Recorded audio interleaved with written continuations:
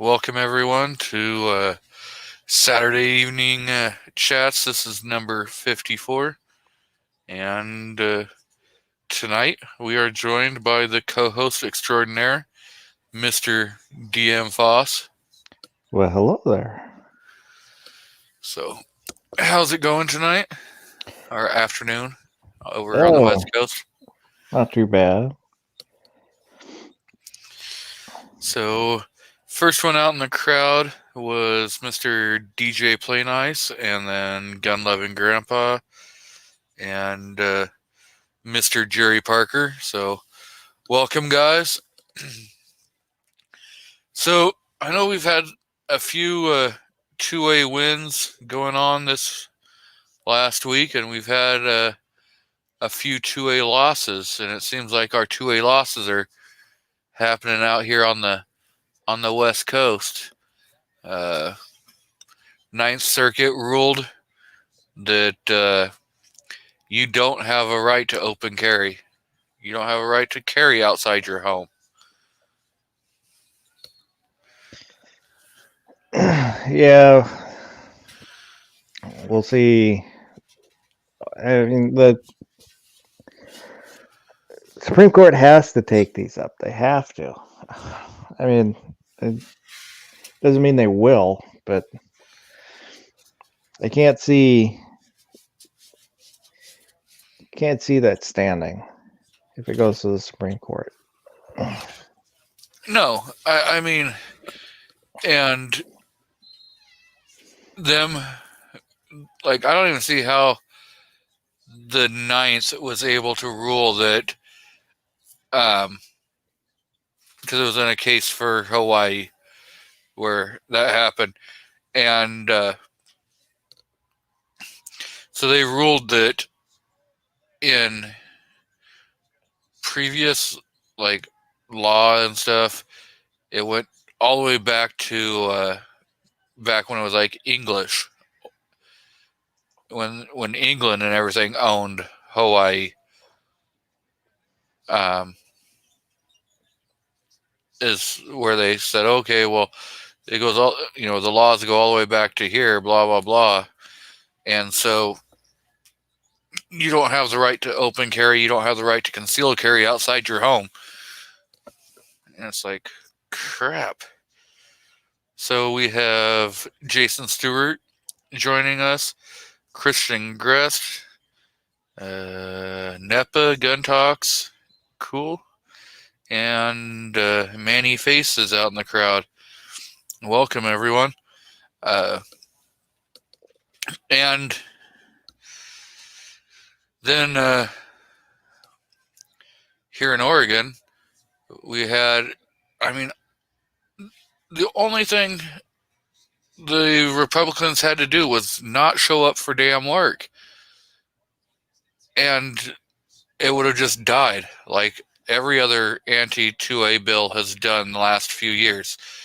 If they just didn't show up, then, it goes and dies. Well, 6 rhinos decided that they were going to betray the 2A and turn turncoat, and they showed up to work. So Senate Bill 554 got voted on and passed because, of course, the Democrats have control. But, with a filibuster, as long as no conservatives there, they can't do anything. Do they say anybody ask them why they show up? Or Oh yeah, I mean, I've got the letter from off, primed and ready to go.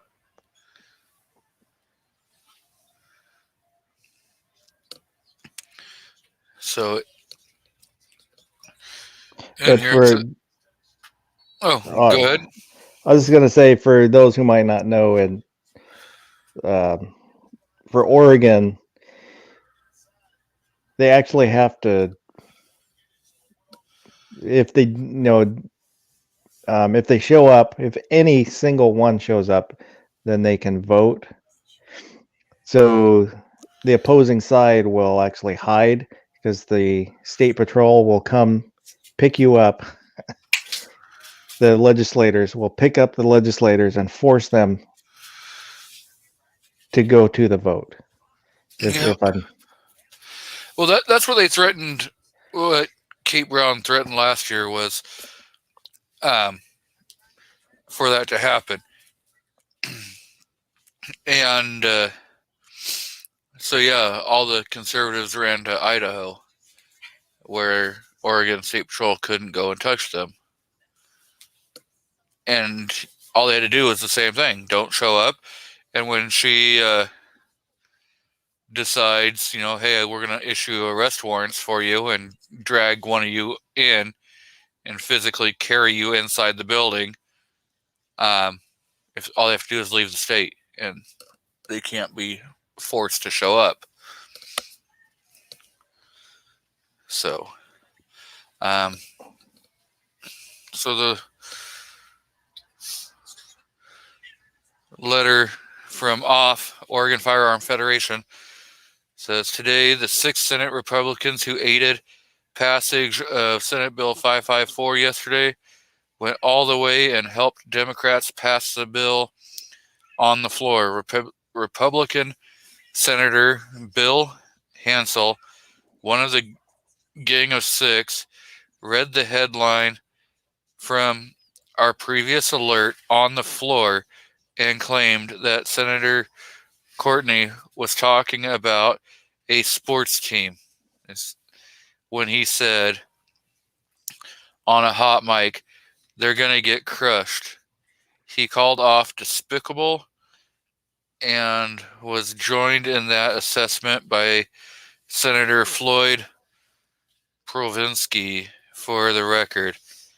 Here, and then, so for everyone who doesn't know, I'm going to stop screen sharing that. And I am going to screen share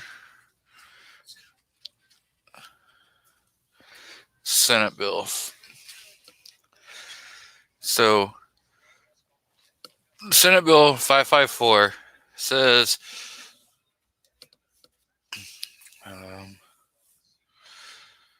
the following summary is okay, we don't need to worry about that. Authorities, cities, counties, metropolitan service district, port operating, commercial airport, school district, college or university, entity that owns, occupies, or controls public buildings to adopt or ordinance, rule, or policy limiting or precluding affirmative defense for possession of firearms in public buildings by concealed handgun licensees, provides that ordinance, rule, or policy may not affect possession of firearms in parking area or parking garages. Modifies definition of public building for purpose of crime of possession of weapon in public building to include certain airport areas, buildings owned, occupied, or controlled by specific public bodies, and real property owned by college or university.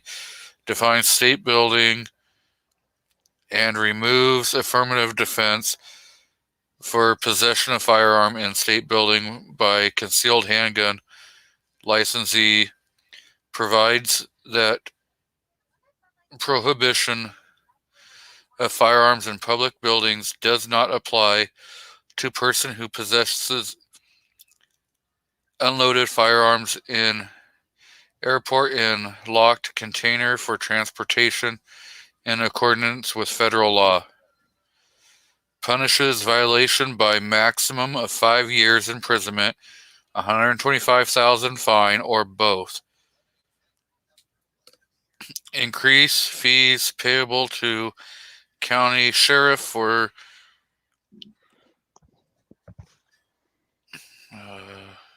issuance or renewal of concealed handgun license. Takes effect on 91st day following adjournment. Sendai.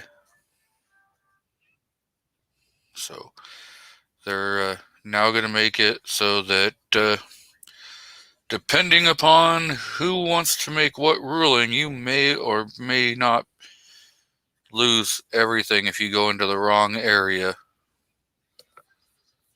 So they're making it a felony, not a misdemeanor? Yep, it will definitely be a felony. So we have Mario Mosen out in the crowd who's joined us, R4 Mississippi Thunder, Ozark Yeoman, and Mr. SS Pawn. So welcome, everyone.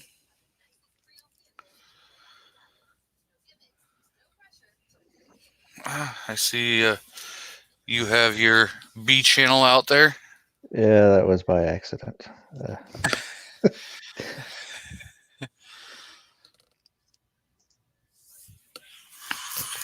So yeah.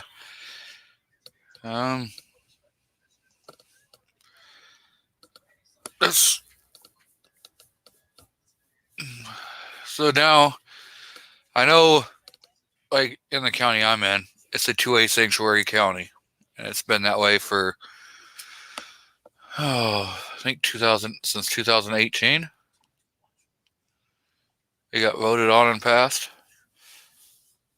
So M. Gabriel is out there. Welcome, everyone. So hopefully the sheriff decides to stick with that and not enforce any, say this new law doesn't affect here in Douglas County. But again, just because the sheriff says something, as they say, the city can go in and decide to change. The airport could decide that it wants to change whatever it wants. So,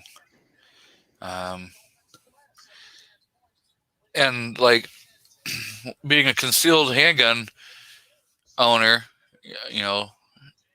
if you've got your license, you can carry on school grounds, and everything. So teachers were able to carry at work.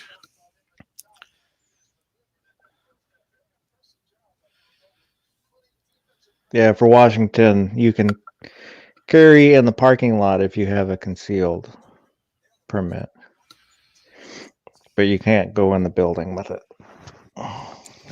Yeah, in Oregon, you could go in the building.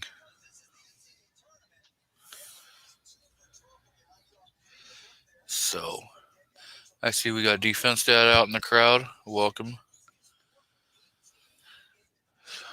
So, yeah, hopefully we get this under a challenge as quick as possible because of how vague everything is.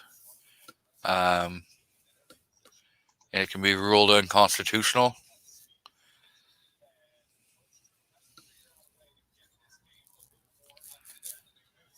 So, you got any positive things going on?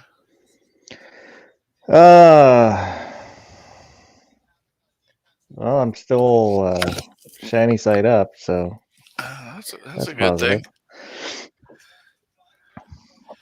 I watched that video you put out. A couple of them, I guess, you put out with your 300 Whisper. Oh, yeah, those are cool. That was fun. It ran like garbage, and so it was hard to get enough footage together to do those. 'Cause Was it it? wouldn't extract. When it would run, at most I got 3 rounds, and so when I got home, broke it down, was looking at the uh, bolt carrier group, see if there was a problem with that, and got looking at it, realized they put a bolt carrier for a 50 Beowulf in it.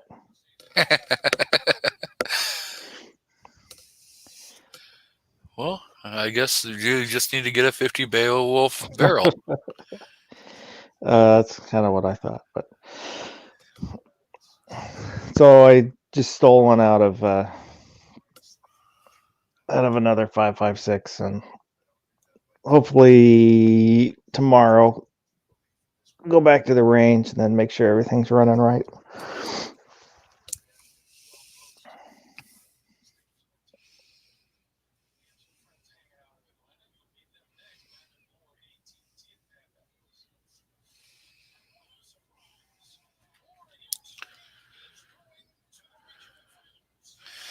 M. Gabriel is talking about the bill in Missouri to like grant the Minuteman protection. So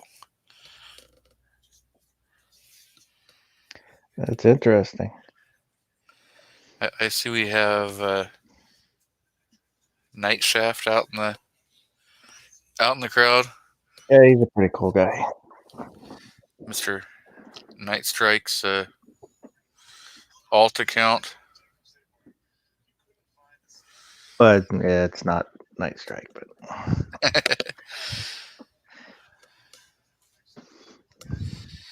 Ozark just sent me a meme.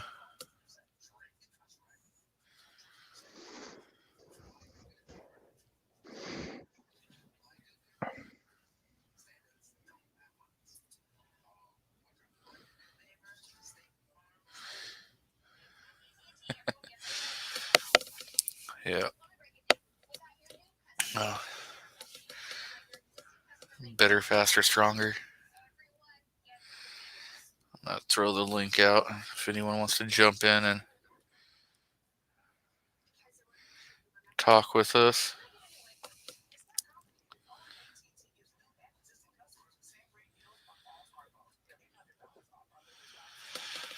Yeah, so I don't know. The Sixth Circuit was a pretty good win for ruling that the bump stock does not make a firearm a machine gun. yeah, I'm kind of interested on that one because in the ruling they said that the ATF, it's out of their purview um, to say that it's a machine gun, and so will that have ramifications to other things like lightning links or other things that aren't machine guns?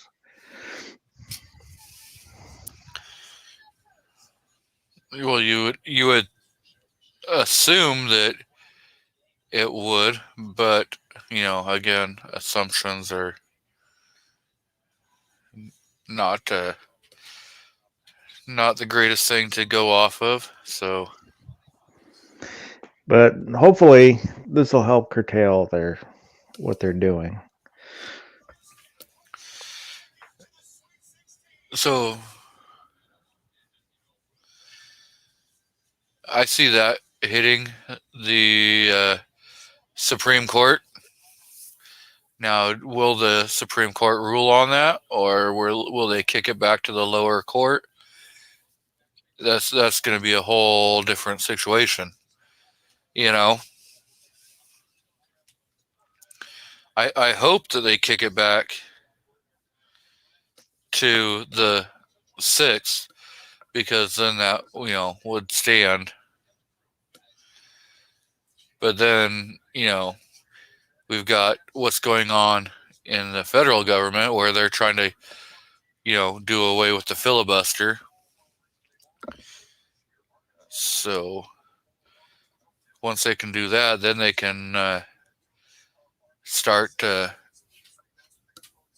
going after more and more rights and changing the way like the SCOTUS is and everything. So I don't think they'll get rid of the filibuster. I mean, it would be a huge mistake. It'd be a win for now, but down the road, then it can be used against them. What I've heard is there's talk of, rather than a virtual filibuster, to go back to actual where they have to stand up and talk.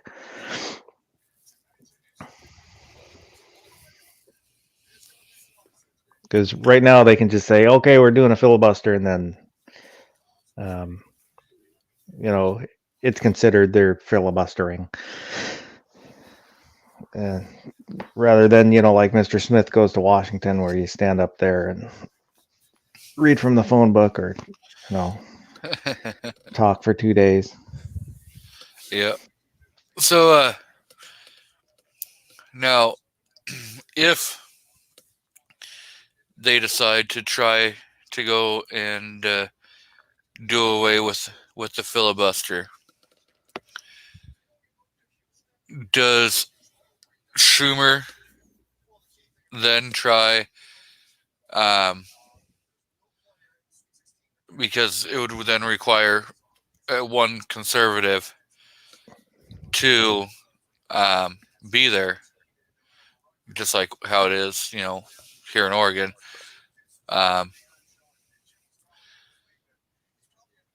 Would they do like they've done before and order that they be brought in, drug in, so that at least one of them is there, which has happened before? I don't know. I think that would be a PR nightmare, but it doesn't mean they wouldn't do it. I mean, the precedent's already been there. I mean, it's happened. I think it was in '88 that it happened.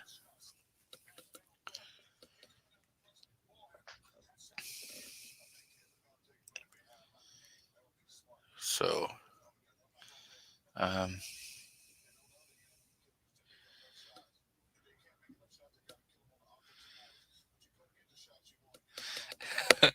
right, Patriot says definitely can't use a bump stock on a bolt action or a single shot or a revolver or.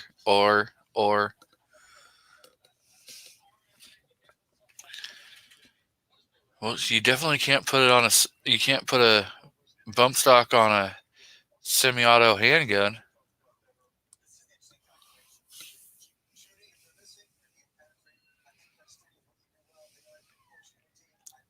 Well, then you'd have a bump stocking SBR. I don't know that you could get it to function properly.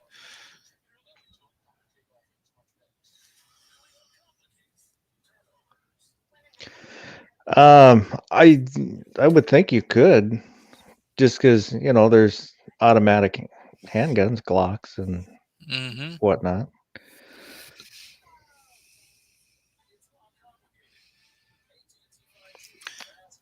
Yeah, go for it. The link is out in the crowd, so. Yes, Shafty, I am challenging you to come back and jump in.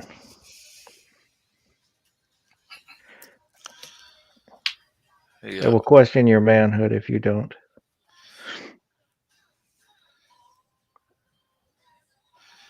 Yeah. I was hoping Wield was going to show up.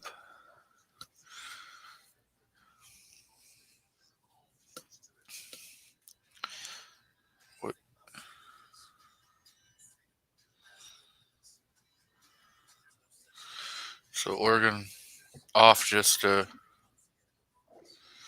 emailed and said this train wreck was planned. As you know, the Oregon Senate passed SB 554 on Thursday, placing thousands of good Oregonians at risk of becoming felons simply for taking steps to protect their loved ones. 6 Republican senators assisted in the process of passing this bill.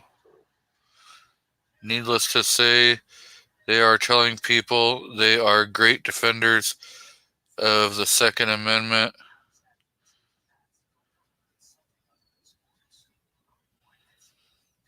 So that's he says copy that, let me eat fast. Ozark. The link is out in the crowd if you want to jump on.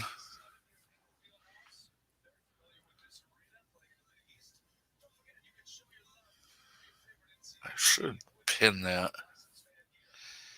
They haven't given that option yet on StreamYard.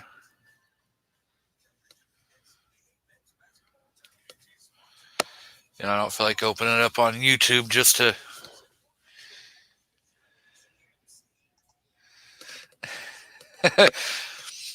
so I guess Ozark is asking you this question.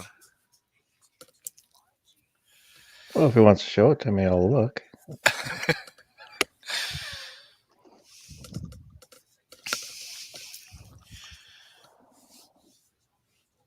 So HR 1, the changing of the voting. What's your thoughts on that? I'm thinking I don't remember what all it says. So the gist of it is they can it'll take all the voting from the states and put it into a like federal control. Yeah, I don't know if they can actually do that or not. Lowers the voting age to I think 16. Yeah, that's not going to happen. And does away with any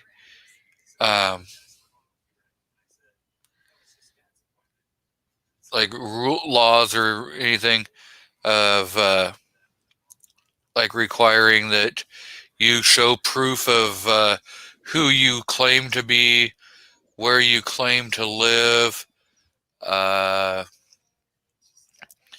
that you can register the day of voting and still vote instead of, in some states and stuff, you have to register 2 weeks, or whatever before. So. Yeah, because then you run into state rights because, each state runs their elections the way they want to. So I'm not sure how that would work. Can the federal government come in and just say you're going to do it this way? Because that would seem to be unconstitutional. But I don't know.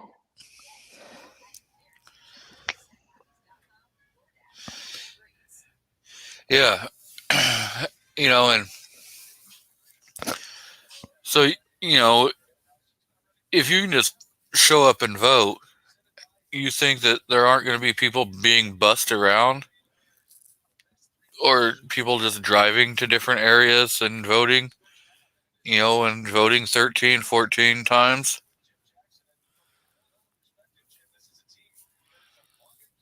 I mean, what, over on the East Coast, you could easily probably hit 7 states in 7 hours.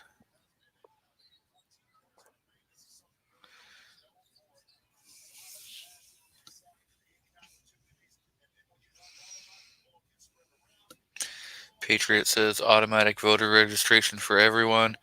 Mail-in ballots for everyone.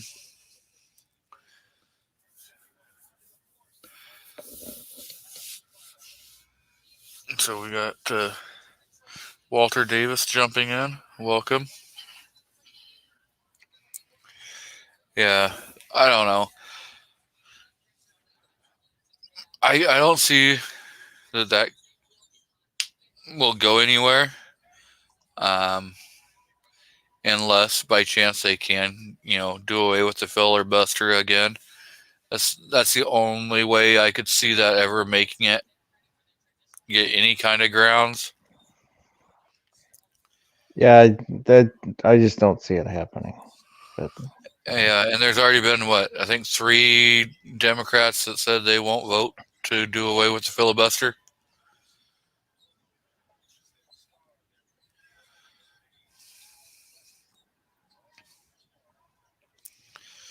So, if that's the case, if 3 Democrats wouldn't go for it, then what is it? They would need 13 conservatives to switch sides. yeah, I don't know offhand. I could be completely wrong on that.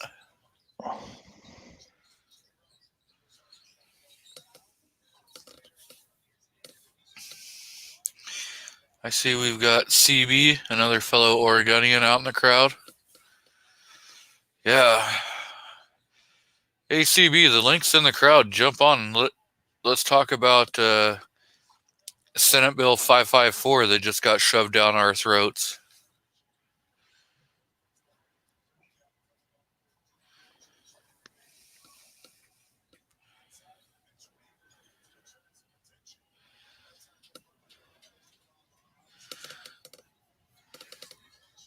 Let me make it easier to find. I'll repost it.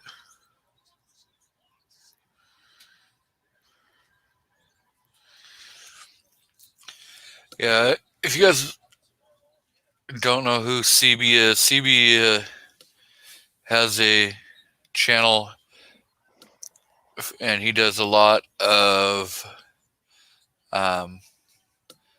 like rally footage and what's going on in his town, going to the city council meetings, and he puts those out there. So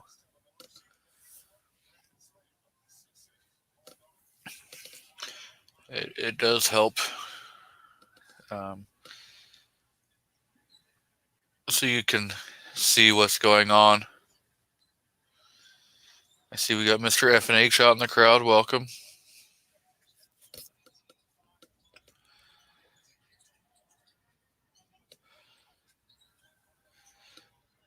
So Wheeled and Well Armed has a link if he wants to jump in. It's in his mailbox. I think Guns and Barbecue has a link also. Maybe I didn't send it to Wheeled and Well Armed.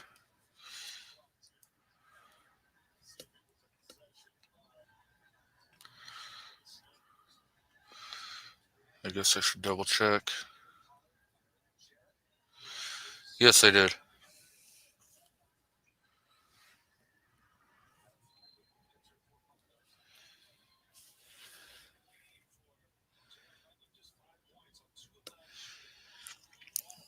Huh? What are you guys working on, Mr. F&H? What's going on, buddy? Hey, you doing all right? I don't know. It's been one hell of a day. I'm patrolling a cat that we have. It's about a year and a couple months old, or first time outdoors. So she's real low to the ground, kind of patrolling the backyard, kind of funny, sniffing everything. Yeah. She doesn't go too far off. But I only got 13% on my battery, so I won't be here long. Yep. So, have you emailed TriggerCon? No, I'm gonna take care of that on Monday. But there'll be a video tomorrow with the Trigicon working. Just put a little teeny piece of paper. It's all it needed was to shim it out a little bit, and it works fine. But you know, I don't think that's what you should have to do on a Trigicon of all optics out there, right? Yeah. But I know. What is it? Oh, some of those newer optics that like The Swamp Fox. yeah, those Swamp Foxes, they come with a plastic shim for certain ones of theirs to make sure that the battery stays pressed in there. Right. I mean, I've got a Various Fastfire, and I took off the window, the battery cover, and misplaced it. I contacted them, and they sent me series without even question, without even giving me a serial number or anything. Just 52 right there. Yeah, and that's the thing is, I do like the new Holosun version 2s for the fact that the battery is on the side instead of being underneath. So that goes for a couple different reasons why I do like that. One, I like it so that you can replace the battery without having to re-zero, your red dot. And two, you don't have to worry about needing like a shim or anything or a bottom cover for your battery, because it's already on the side and there's a cover there. Right. Yeah, because I've got two Holosuns, one installed, and I change it, every June, the battery, and like you said, it's a special day because you cannot screw them on. I mean, you tighten them down, with both screws, but it's still off, compared to where it was. And then so I've got another one, Gen 1, and I had never installed it. It's about a year old, sitting in the box, and I'm kind of, should I sell it or install it? Kind of that feeling. I'd probably, I'd probably let it go and get a version 2, but that's just me. Right. I was gonna get a version 1 and everything, but then when I heard that they were talking about bringing out the newer version and moving the battery to the side, I was like, well, crap. I prefer that way more than having to, play around with this all the time. Now the one that goes on the side, isn't that a smaller battery? Isn't it a 1632 or I can't think of the exact number, but the smaller battery on the side? So it needs to be replaced yearly versus every 2 years?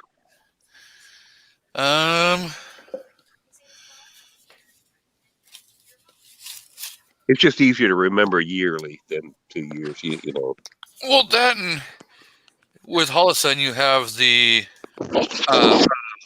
solar panel. Right. So even if the battery dies, you've got the solar panel sucking up the light to still function the red dot. So yeah, I've got the big Holosun, the tube type that has a solar panel. I can't think of the model number. I think it's a 510. Is that right, or is that the not the projecting, but the solid tube? yeah. and it has the battery has never worked on it, but I never had an idea of it. It was just always the solar works so well that even indoors it works, outdoors it works. But one time I was shooting it at dusk and it just wasn't working. I could not figure out. I had no idea, so I changed the battery right there on the spot, and that's when I found out it didn't work outdoors at dusk. Yeah, it's a CR1632. Okay, yeah, so that's a smaller one. The Yeah. 2032, those really last a lot longer, exponentially longer, I think.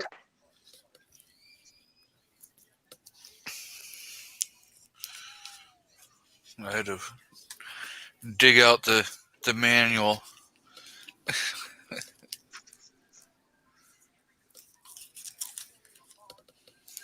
I think 2032's got a runtime of like 15,000 hours. You can pretty much leave them all the time and just change them every 6 months or so. Well, but the nice thing is with like the Holosun, they have the Shake Awake. A lot of the red dots have Shake Awake anymore, but yeah, it'll turn itself off, and you can, it does make it nice. Mm. And yeah, it should work under dusk. It's supposed to be able to even work running off of, like the street lamps or even a light in your house. Yeah, I know now when I took it into the indoor range, it had a hard time. I think I'm going to pull it off and put a low power variable optic and replace that one and send it back and see how it comes back. Well, if you get like what Christian Grest, they just completely switched him from the version 1 and sent him back a new version 2. Have you tried swapping the battery at all? Have you messed around with that at all just to see if that makes a difference? Yeah, I've changed batteries about 5 times on that one just because I didn't have any Duracell, and so I just kept swapping out like Panasonic and ones I was getting on eBay that I had from eBay, and so I got a Duracell, and it was the same thing, a brand new Duracell. It didn't work with any of them. No. Well, that sounds like a wiring flaw or something. Yeah, it's weird that battery just absolutely doesn't work in that Holosun. So bad connection or something. Yeah, and I'm pretty sure it was factory because there were some times that like when it first came out of the bag, I couldn't get the dot to get bright, and then it got bright, just after being out for a few minutes, and so but you don't really think about it, when you just your mind doesn't assume that it's broken, on day one. Yeah, and that and like with the solar panel, like 90% of the time you're shooting, it wouldn't even be a problem. Right. But when you need it, it's when it's not going to work. Exactly. Yeah. So it's like Harley rider said, you gotta have iron backup, right? Yeah. Back to your point on the LPVOs, though. I just switched my main AR to a 1-4, and I absolutely prefer that over a red dot. How much eye variant do you get? How big is the eye box on that? Somewhere between 3 and 4 inches. So you got a full inch to move around? Yeah. That depends on the scope maker too, but most of them are between 3 and 4. I think mine in the manual, I believe it says it's a 4-inch eye box, but that might be a little generous. Right. Because I've got the primary arms, first focal plane 1-6, and the eye box is pretty stingy. It feels like I think it's like 3.5 to 3.75. I mean, it's like a 1/4 inch or a 1/2 inch. It's you get that black circle closing in on you pretty quick everywhere. Slight movement. Yeah.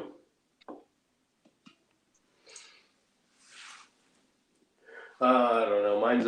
Mine's a millet that I got used off of eBay, and I've noticed that the riser was more of a problem than the iBox itself. It was hard to get it to the right height where it would fall in line with my sight picture naturally. That's the only problem I think I've come across. There's some guys at local gun shows, and it's called Global Osprey, and they've got this lens. It's they call it a scouting lens, and it's 4 to 9 or 4 to 12, one of the two, or 3 to 9, 3 to 12, somewhere in there. But I mean, it's got eye box. It's like 4 inches, so anywhere from like 4.5 to 8 inches. Now I feel like is that first focal plane too? Because that should have more leeway than a second focal plane would. Yeah, I don't remember on that one. I think it's a second focal plane. It's made in China with Japanese glass. But it's like close to 300, and it's kind of a lot for a Chinese lens. Yeah. And nobody on YouTube has done a video on it except for those guys from Global Osprey. So I don't really want to be the first to try it. I hear you. I just took the chance on a less than reputable holster manufacturer for my P10, just because there's not much available for that pistol with a light, and I spent like $70 on this holster, and it actually turned out to be pretty good. But I hear you about not wanting to take a chance on spending some money and then get shafted in the end. Yeah. Yeah, so these guys are in Cartersville, Georgia, so it's not a very far, drive for me, but, they don't actually have an office. They still want to mail it to me. So I guess it's, all out of somebody's garage. Unfortunate there's not more stuff on YouTube about it. Yeah, so. You could reach out and see if they'll send you one to review. I did, and they said they acted like it was too well proven to do that. So that was another. Yeah, at that point I'd be like, yeah, okay. Maybe you can hit up Travis, and maybe he can squirrel his way in for you. He's pretty good at that. Yeah, I'll talk to him about that, because a bigger channel, somebody with a little more clout might get a little more. They'd see it more as a PR thing than, hey, let's send you the scope for free. We've never heard of you, Right. Maybe Carolina can get it. He's almost 4,000 subscribers.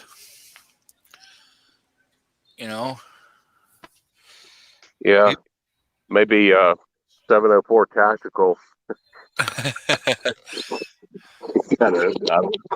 What is he up to? 150,000 now? And I've noticed a lot of those medium to larger size channels right now are really struggling to get content. So they'd probably be more open to that, especially right now when you can't really shoot like you used to be able to, and firearms aren't available anymore. They might be more open to doing stuff like that. Yeah. Because I know Carolina EDC reviews, he's been getting a lot of stuff sent his way. And he's a pretty good guy. Yeah, as long as it's someone you trust their opinion. I haven't watched him. I'll have to go check his channel out. Oh yeah, Carolina EDC. He's a pretty damn good guy, and he does a lot of giving back to his viewers and stuff like that. So that's awesome. Yeah, I got to do a unboxing from a package he just sent me that I I received on Thursday. And like every month, because he does TAC Pack, and TAC Pack sends him the second box every month that he gives away to like somebody who watches him. So Nice. And you won that? he has sent one to me before. I actually have a video on that. And this last month, he did the TAC Pack, and one of the items in there was a AR cleaning mat. And he was kind of giving me hell on the live stream about that I needed it to help me with my AR build. And I was like, yeah, you're right. So he said he was going to send me that. So I'm pretty sure that's in the box.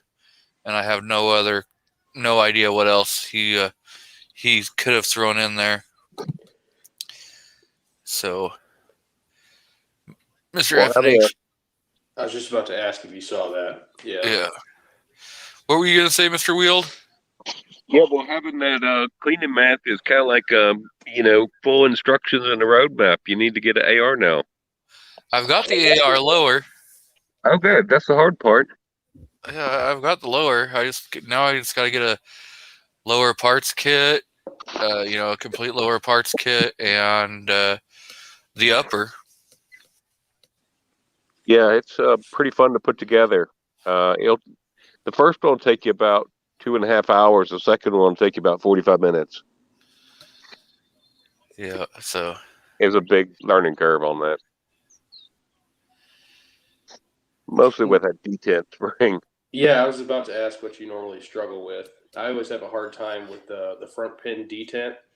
Yep. And the roll pin for the bolt catch are the two that I always struggle lining up. I haven't found a good way to get the bolt catch roll pin to line up real well. That's just one of those things you just kind of got to wiggle it around until the pin goes. So, yeah, Mr. FNH says, scam alert, never buy from 4wd.com. I ordered 5 37-inch TRX US empty tires from them 5 weeks ago. They never shipped. Found out they charged my credit card $2,000, and he canceled the order. So, damn. Yeah, if I'm gonna order tires online, I normally go with like Tire Rack, and I'm guessing Wield's phone died. Yeah, that's who I'll order through Tire Rack. They're really good. Yeah. I haven't tried them. I always just go into the shop and get Firestone. No, I don't trust Firestone. Really? No. I've had good luck with them. What'd you have wrong with them? I had one of their tires completely separate. Oh wow! Like the threads just blew apart. Yeah, the whole entire tread came flying off the vehicle while it was in motion driving down the road. Oh, that's nuts. I'll have to keep an eye out for that. I drive like 30,000 miles a year for work. Yeah, that was a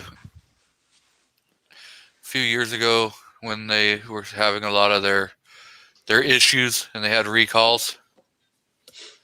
Yeah, I can see why you wouldn't trust them after that. That'd be scary. Yeah, it blew on my driver side steer tire. Oh wow! You weren't on the interstate, were you? I was on the highway doing like 70. Wow. And it blew off, completely damaged my quarter panel. Almost sent me into a concrete Jersey barrier. I was about to ask. It probably sent you right at it. Yeah, luckily, I felt like kind of a rumble in the steering wheel, And so I was like, what the hell? And I was already trying to go to the right so I could get it into the slow lane. And all of a sudden my vehicle went hard left, and I was able to fight it and keep it from going and kept it from hitting that Jersey barrier and got it to the side of the road.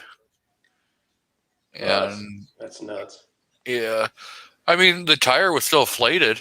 I mean, there was still air in the tire. I could have drove, but That, you know, you're like, what the hell? That reminds me of several years ago at the job that I had before I had now. We bought a Ford work truck, and it came from Canada, and this was in like August, and we didn't realize that they had snow tires on it because that's not something we really do around here. And so they're driving this truck around in August, and the snow tire just the threads start snapping in it, and by the time they got it back to the shop, it looked like an oval. It was nuts. Yeah. Rob D's out there giving me hell, saying he leaves out the part of him running from the police and hopping curbs. Yeah, curb will mess your tire up pretty good.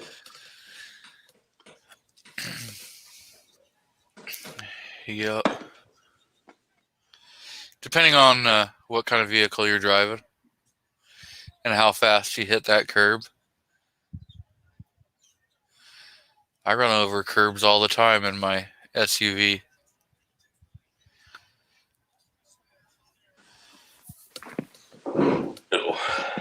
That's how I park. I don't parallel park. I just pull in straight.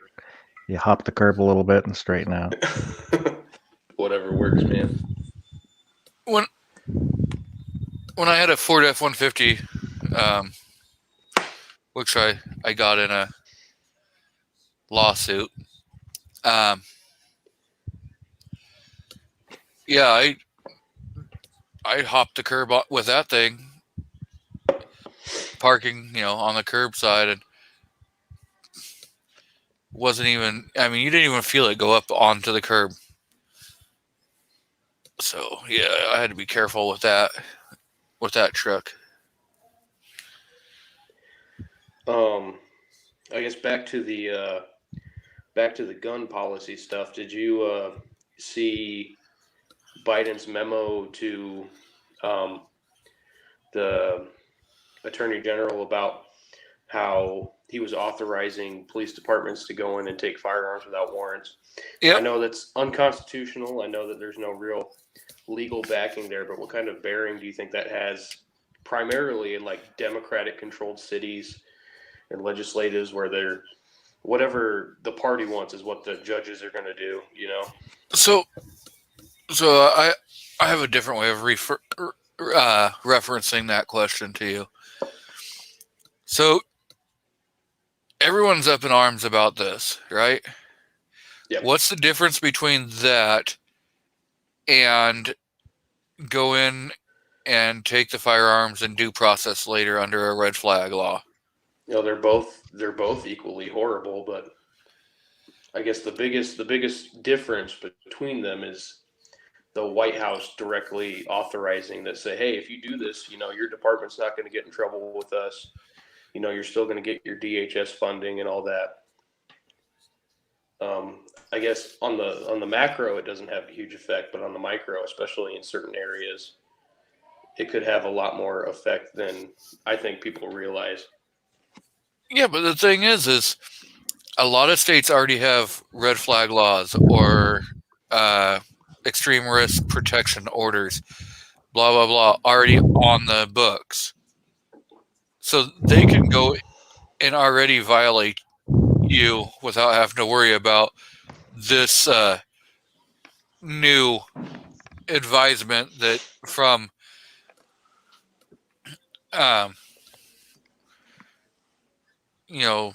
Biden's administration. They can already go in and do everything that this letter is giving them permission to do. Yeah, I definitely see your point. I think the biggest difference is most, or I guess all red flag laws and extreme protection order laws are a state level thing, and this is a federal mandate. Those red flag laws and ERPA laws are all backed by federal funding, and a lot of the states that took those got higher federal funding to accept those and enact those. Yeah, that's a fair point.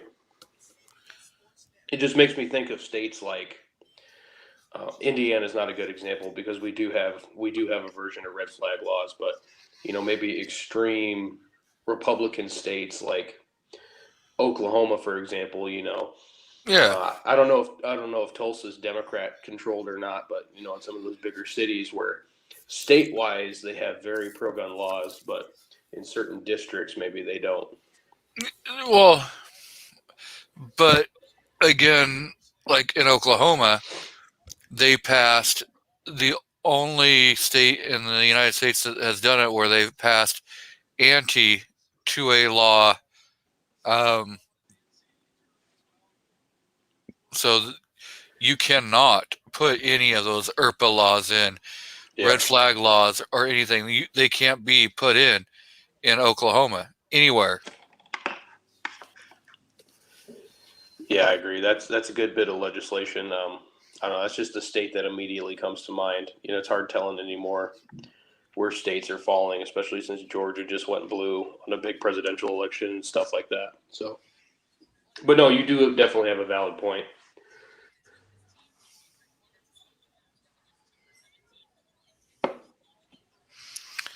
So, Patriot in the Dark says, can you think of any situation where you would take the guns first and due process later? Like, I could never agree with any of those, and I absolutely do not agree with any of the red flag or ERPA laws.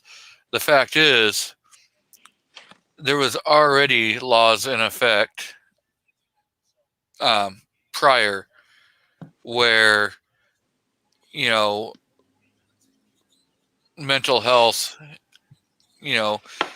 and stuff, if there was any kinds of suicide, people were afraid that you were an extreme risk to yourself or others, they could have if it was a medical or legal, they could petition to then place you in a 72-hour medical hold, not touch your firearms, but remove you from the situation of where your firearms are located. I do have another point along those lines too that I don't think a lot of people realize.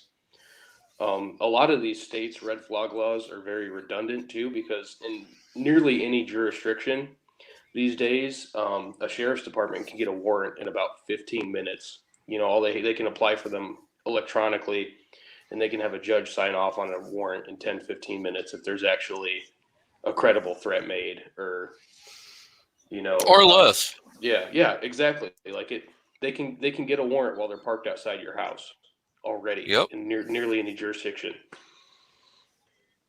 So, I mean, honestly, the red flag laws at that point are kind of pointless. Never mind the fact that they're repugnant to the Constitution. Well, they're not pointless. That's the reason they're there, is to be repugnant to the Second Amendment. That's a good way to word it. So we've got a lot of good points out here in the crowd. Warsaw says, I gotta ask, how long does it take to order a pistol after being purchased in 2021? Like, if you're talking about like shipping, depending upon which company you use, like if you use guns.com or Gunbroker or any of those guys out there, each place is going to be different.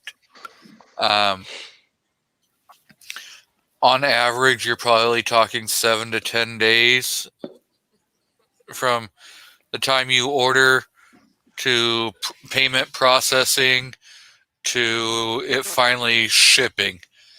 And then you're probably talking another, on average, 7 to 10 days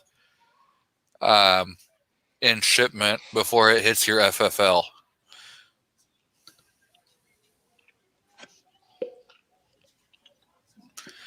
Any of you guys have any? To be honest, I haven't even tried to order any guns this year. If there's been something I've been after, I've waited till it was in stock, or I've hunted around till I found one for a price I was willing to pay at one of the several FFLs around me. Yeah, I've only ever ordered one gun, and that was that CHP gun. And all the other ones, it's either what the gun shop has or something they can order. That way I can pay cash. Yeah, I got kind of burned last year. I ordered a Ruger Wrangler in March, and I don't think it actually hit my FFL until almost June. So I haven't even tried since then. Yeah, it all depends upon. But I guess back then they were hard to get to. Sorry. Go ahead. Yeah, it depends upon one, like you're saying, availability. Yep. So yeah, I can order whatever the hell I want to order, but if no one has it in stock, I'm gonna wait on back order until it finally comes in stock, and then I've got to wait for them to process my payment, because if it's in back order, they're not going to process the payment until they can ship it out. Most reputable companies. Now, they may put a $75 hold on your credit card or debit card, and then when it comes in stock, they refund that $75 and then debit your account for the full price. I've seen that happen too. So I just wanted to make a quick mention of RNL Displays. I put a link to the website. That's New York Outcasts website. He started making AR displays, and you get a table display and a wall mount that works. So if you get a chance, go check out the website. Check them out. They look pretty cool. And Travis P11 did a review of one, and they're nice little units. I think that'd be pretty handy if you're putting a lower together too. yeah. So Thoughts of an Old Soldier has jumped in. So welcome, Lee. Kind of sucks that new tool that you got broke, but again, hopefully either they honor and replace on warranty or refund your damn money. So did Warsaw order it directly from a website, or did he have his gun shop order it? He said he put $100 down cash. So he probably had his FFL order it. Yeah, there is no telling how long it'll take. Yeah, because most likely your FFL just ordered on back order with one of their distributors. And so that's going to, it could take 6 months. Because I've had them fairly quickly. And then also like my P30, I think it took like 3 months just because there weren't any out there. Yeah. That depends on what distributor they use too. The shop I worked at used Gearfire, and they used RSR. And Gearfire, if it's a shop that uses Gearfire, they have a lot less inventory and they have a lot less distributors. And if they use RSR, typically there's more stuff available. So that could depend on your area too.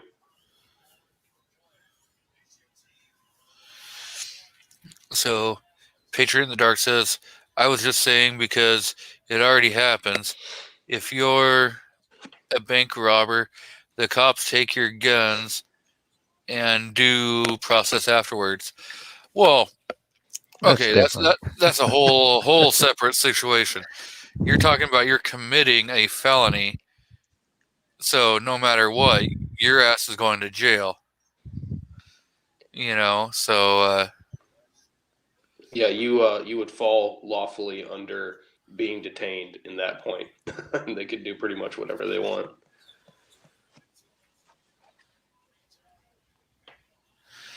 yeah. So Glemcheck was saying that he last night he can't no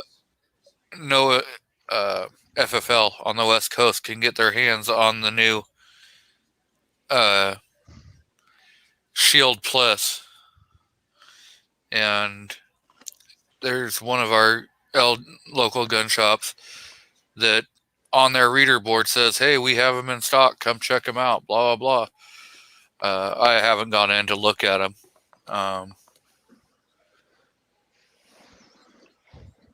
I'm gonna tell him. I don't know if they do out of state orders, but one of the FFLs I use, I know have them in. Yeah.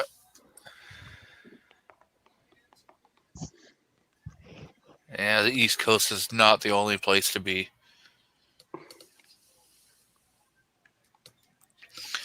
But yeah, I don't know. I haven't even looked to see if what they look like. I haven't even, checked to see how they feel or anything. Not even looked at what the price is. I really don't have an interest in it. I don't either. It doesn't have a hammer.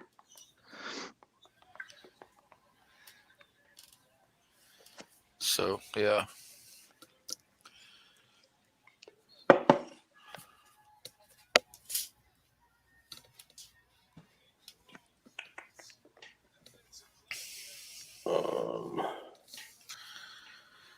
What else is out there in the ether as far as gun stuff right now? I've got FPC pulled up. Just looking at what they've got in their queue right now. Oh, I know a lot of FPC and GOA right now. Their main thing is talking about the victory in the 6th. I see they're also talking about part of the Gun Control Act was a lifetime ban on nonviolent felons owning firearms. I see that's going to the Supreme Court soon too. They're talking about that, which I'm 100% in support of. If you're a nonviolent felon, you should totally own firearms. I don't care if you're a nonviolent felon, a violent felon, whatever. If you're trusted to be able to be out on the street, you should be trusted to have a damn gun. Yeah, if you can't be trusted to be on the street, then if you can't be trusted to not have a firearm, then why the hell are they trusting you to be on the street? Because they're saying that you're so potentially dangerous that you're going to reoffend and end up back in prison. Well, what's it matter if you're going to reoffend with a firearm or if you're going to reoffend with a knife? If you're going to reoffend by raping somebody, there and all this. So, I agree with that. But that will, I don't think that would have a snowball's chance in hell. But if we can get this, that would be a big win for us. Big win for the community. oh yeah, I completely agree. And then what are they going to consider as a nonviolent felony? Tax evasion is a good one that comes right to mind. Racketeering, stuff like that. But with racketeering,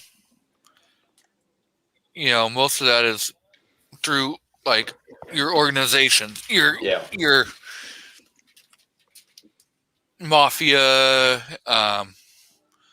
drug crime, your stuff like that. Your gangs, and stuff. And so, yeah, they may not be paying taxes and stuff, and so they go after like racketeering, but you still have strong arm robbery that goes in with that racketeering. You've got, most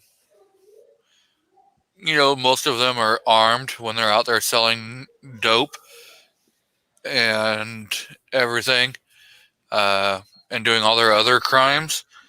So to go with the broad, well, it's just racketeering. Well, it was just dope dealing at the very beginning, and then that moved up to, prostitution, pimping, and then that moved up to, you know, Yeah, I think federal crime wise, most non-violent things are going to be different types of fraud. Not a criminal. I've never been in trouble for anything, so I don't know what exactly that would fall under, but yeah. that's what You comes know, to mind. I mean, are you going to rule if a residential burglary is a non-violent crime? If no one's home and you break into their home and steal their possessions, is that a violent felony or is that a non-violent felony? I think I would argue that's a non-violent felony. No, and then you have the difference between if it's a home invasion robbery, yeah, you would have to say it's a violent felony because people are there when you're entering the premise to, take possessions. I guess kind of a tangent point to that too. I think a lot of people don't realize is, even if you've been convicted of felonies, I've run into this a lot. Working for an FFL, you can get those rights back. Some states. Well, in my state at least, I don't think that gets broadcasted at all. Certainly not enough, but I don't think it gets broadcasted. I talk about it. I talk about it all the time.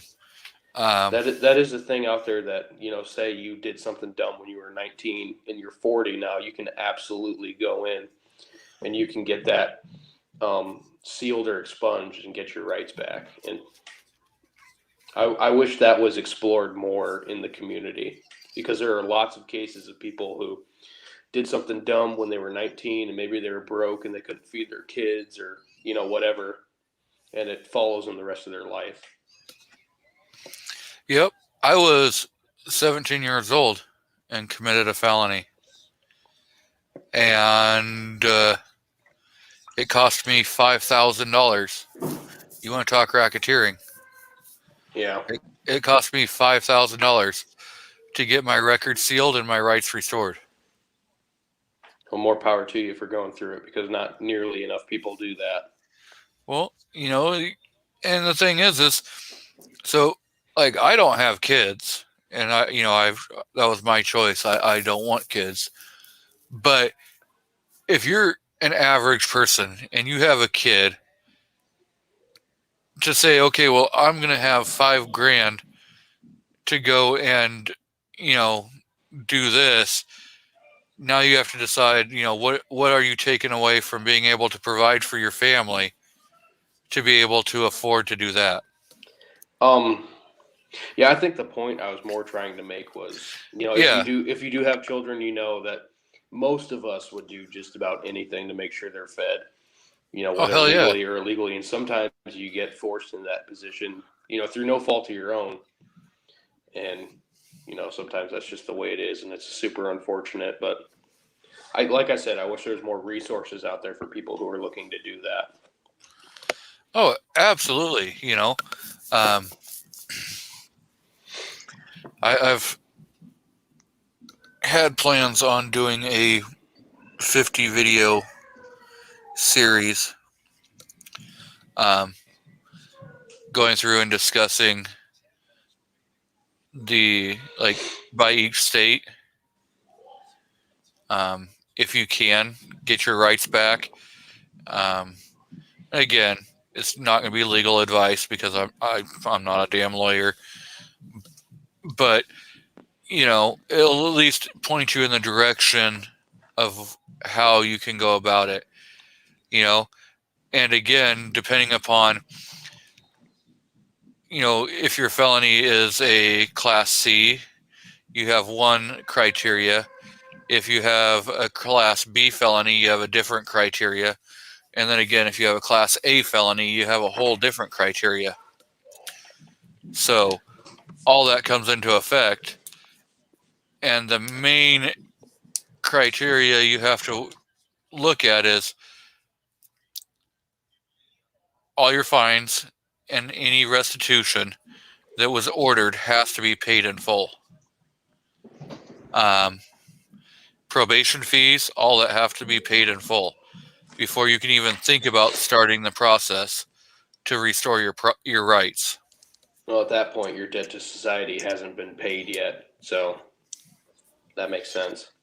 Even if you're off probation, parole, whatever, yeah, all that is still there. Yeah, but I think that's absolutely something that deserves to be out in the ether. Because I'm working at the FFL I've had dozens of people come in and say, look, this is what I did 30 years ago.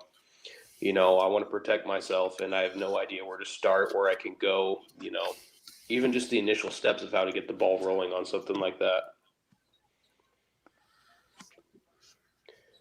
Did you see DM's message? Yeah. I was looking at Warsaw's comment. He says, if you want your rights back, get SAF and FPC involved, and they will help. GOA also. I did not know that. That's stuff to look into. Let me see if I can find something. I know, like USCCA will also help restore your rights, but I believe that's only on the fact of if you're like red flagged or whatever and you lose your rights, they will help get your rights restored under a false red flag situation. Now, I could definitely be completely wrong on that whole thing. So,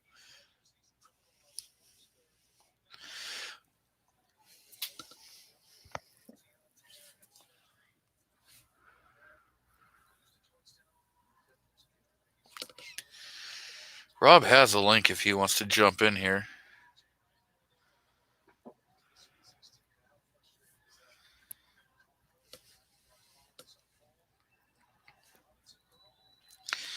I see we are joined out in the crowd by Miss Vanessa Kitty. Welcome. So, yeah.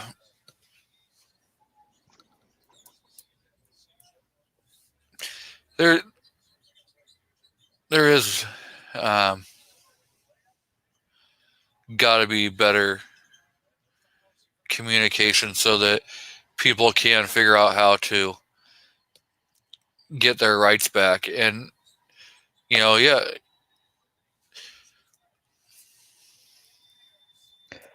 Yeah, I think so too. And, I think once you've paid your debt, you should get your rights back, all your rights. Yeah. Honestly, my feeling, and again, it's never going to be put into effect. Once you're released from prison, say 6 months, 1 year that you're out, you get your rights back automatically. Bam. They're restored. And once you clear parole. I wouldn't even say, if you can make it a year, that's probably the hardest thing of not reoffending in the first year. I would say after whatever your parole is the entire time. Just because then that is, the end of what's considered your debt to society. And the thing is you don't need a NICS or anything like that. Every state in the union has a barcode on the back of your ID. Every business, pretty much on point of sale, has scanners. You go to the friggin' coffee shop and they can scan your damn cell phone with a barcode. So if you went into a gun shop to buy a firearm, they could just scan the back of your ID and either it'd pop up green or it'd pop up red. If it pops up red, there's got to be a reason. And yeah, maybe the law enforcement needs to be able to figure out, why you're trying to buy a firearm when you're not allowed. And maybe it's the fact that you are allowed and the state screwed up and didn't, take that hold off. And you can totally go ahead, DM. Oh, I was just gonna say there's some states that when you buy alcohol, that's you scan your ID, and that proves that you're of age. Okay, I've got two things, I think. First off, I know CCW information is tied to driver's licenses. At least it is here. I don't know how I feel about any random business that takes IDs, scanning that and potentially seeing, hey, this guy's got a CCW, But on the flip side, I think that'd certainly save a lot of time. As an FFL perspective, I can't tell you how many times I've spent an hour working a sale for the person to get denied. And I guess another point is too, a lot of people get denied for very benign reasons. Things like name changes deny people a lot. And I've had a lot of people get denied because they were in the process of a bankruptcy or a divorce. They can halt that because it's a financial investment, which is totally off the wall stupid. Well, I think on most like 4473s, it asks if you're involved in any court proceedings. That's true. And that's where a lot of people don't think, bankruptcy. I wouldn't draw the conclusion of civil court versus criminal litigation. You know what I mean? Yeah. So a lot of people are going to go, well, I don't have any, I'm not in trouble with the law. I'm not pending any criminal charges. Well, you do realize that if you got a speeding ticket and you're waiting to go fight that speeding ticket, that's a pending criminal charge. Yeah, speeding tickets are a big one for denials. I forgot to mention that, but you're absolutely right. And depending upon the state, they could deny you for being trespassed from a business or from a residence.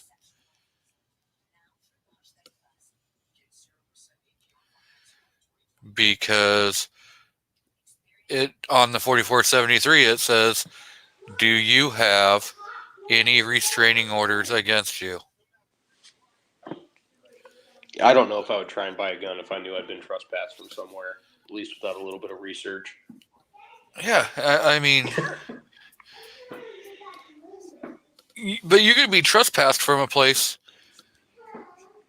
for some stupid reason. Yeah, that's true. Like not wearing a mask in Menards or something. Mm-hmm. You could be trespassed because. Well, yes and no. You can be asked to leave because you're not wearing a mask, but then the trespass is because you wouldn't leave. Yeah. Yeah, that's true.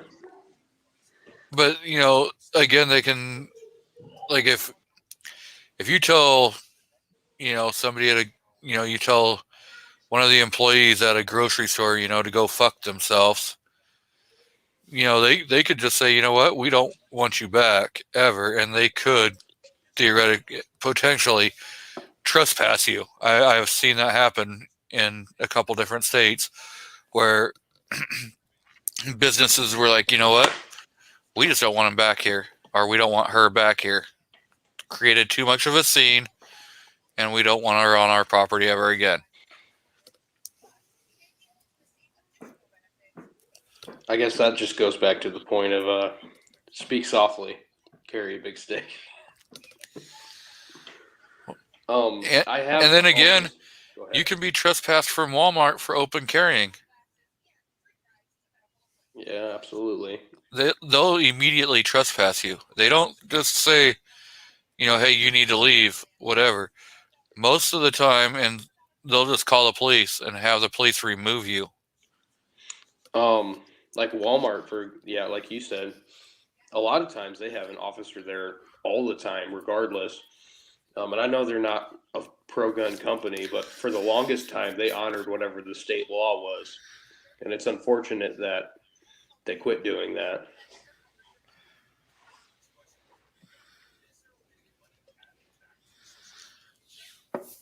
And it doesn't happen often either, too, but I have had a couple people that have got denied for no reason at all. And it's cost them thousands of dollars to hire a lawyer to contact the ATF or the FBI, figure out what their mistake was, get them cleared so they can buy a gun. And I have had a couple people do that too. And how many people, once they get denied, if they don't know why, maybe never would try again. Wouldn't spend the money to try and fix it. Yeah, I've heard one of the reasons you can get denied is your name is similar to somebody else's name. Yeah, and that's not your problem. No fault of your own, but you have to pay money for them to fix their mistake. Yeah. Yep. Mario Mosin, because we have two Marios out in the crowd now. We have Mario Mosin, also 11 Bravo Grunt. He says he doesn't know why anyone would open carry anyways. No bueno, in his opinion. I prefer open carry. That's just me. Tactically, I would agree with him. But I guess that was Mario Molina that said, sorry, I had him backwards. Yeah. I think tactically I'd agree, but politically I would disagree. It would depend on your reason.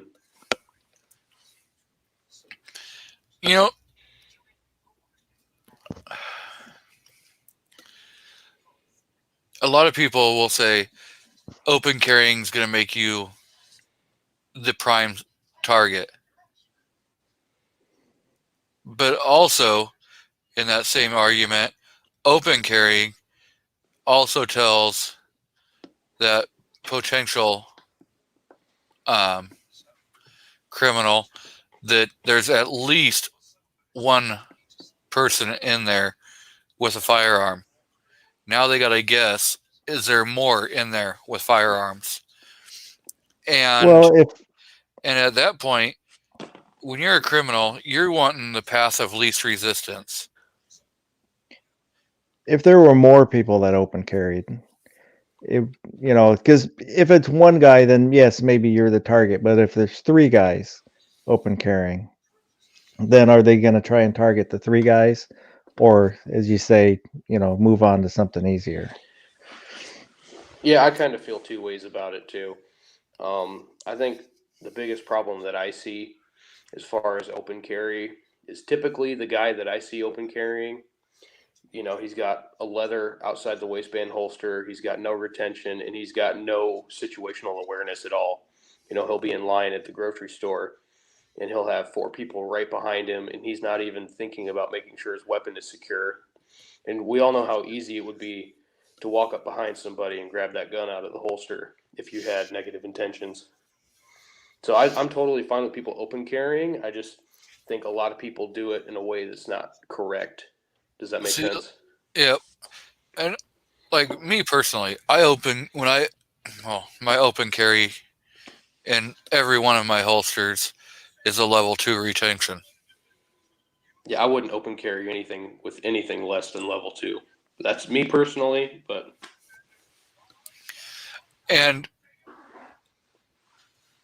if you ever try with a leather holster, either inside the waistband or outside the waistband, open carrying, if it's a fairly good brand leather holster company, it's not going to come out of there, super, super easily.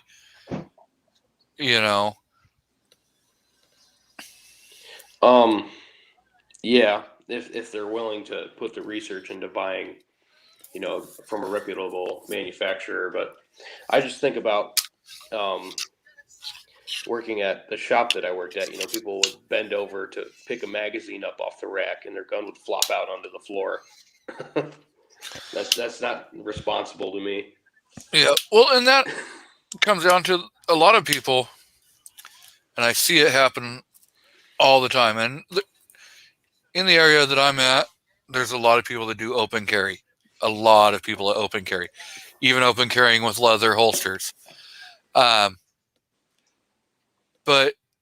9 out of 10 of them are carrying with, just an average leather belt. They're not carrying. They don't have, a specific gun belt.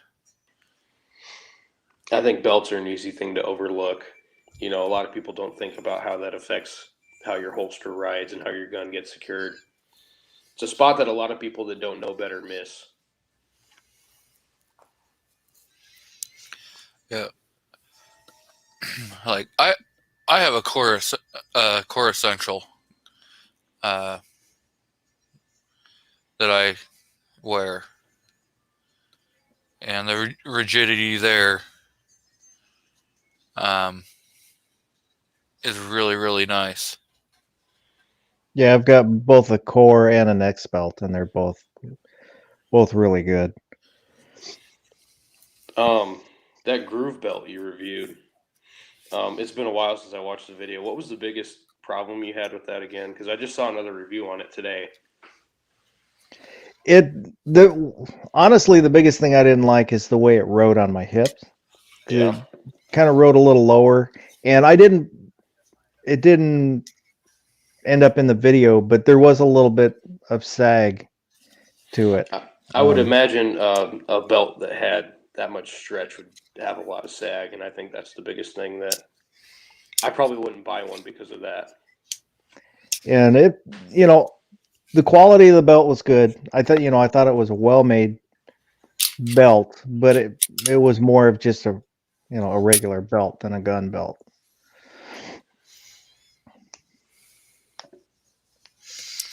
Patriot says he has 4 different core belts, and he really likes them. So, like, I have a TG Kydex holster that's a level 2 thumb release. But on the paddle, they have 2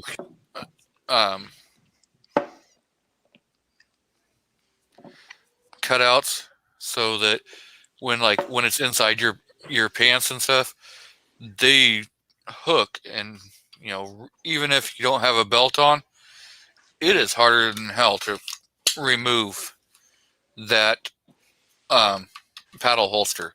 Even if you don't have the firearm in there, it's still harder than hell to pull that holster out because of the way the paddle hugs back in.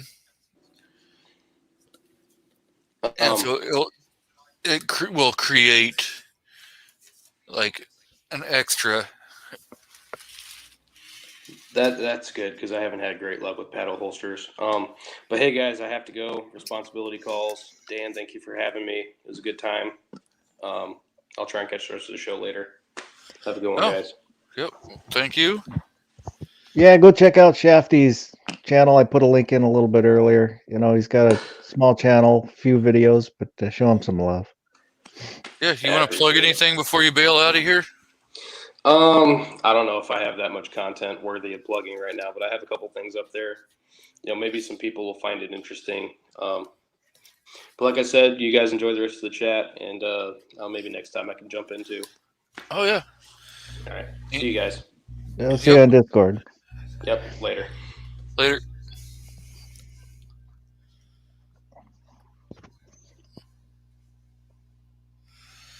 Yeah, Core Essentials has, you can get a tactical style looking, or you can get just a leather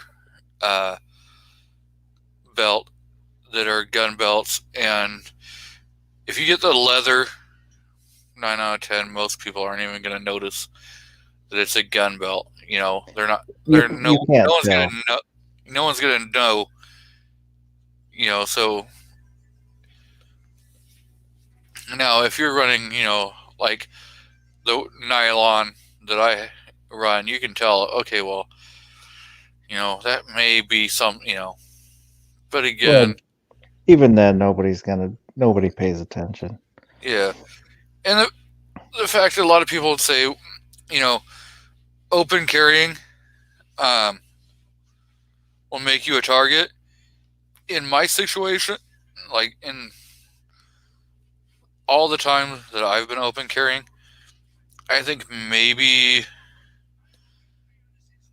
once somebody actually even said anything that I had a firearm on my hip, and they didn't even say it in a negative way. They're like, "Oh, what are you carrying?"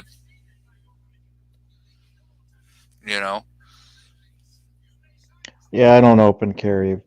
I mean, it's rare, and I think last time I did was for the second, and that was I went to the gun shop, so it was pretty funny. I could see people out of the corner of my eye because I had my um, Taurus revolver with my Danger Mouse grips, and I could see people kind of crane their neck a little bit just to look at the grips, and they're looking without trying to look like they're looking. Yeah. DJ says, check your Instagram.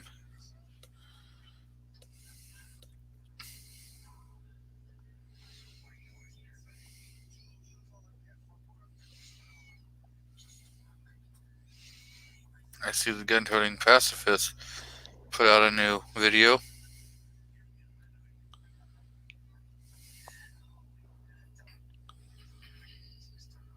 I don't see anything.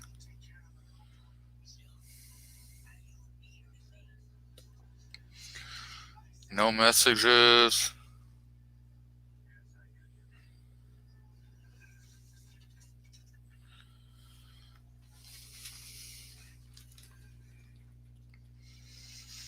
I see flying rich.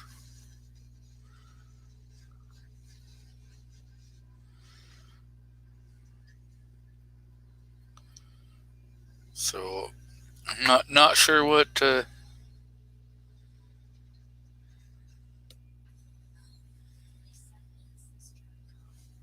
So DJ's asking if you can screen share your grips. Let me see if I get a picture on my laptop. I don't know if I do.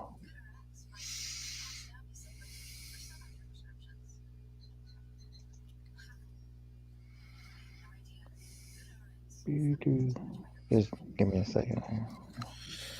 Ignore me for a while.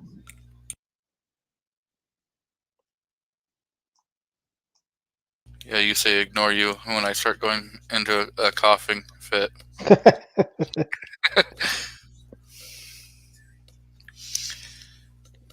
Well, DJ, I'm not sure what I'm supposed to be looking at Instagram for, but I do not see anything there.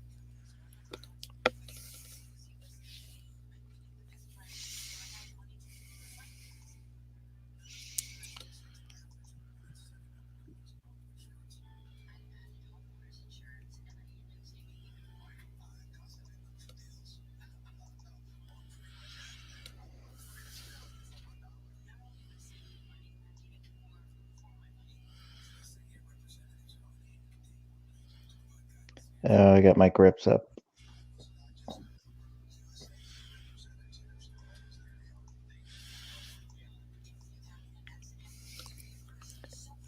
Oh, it's subtle. Nothing too flashy.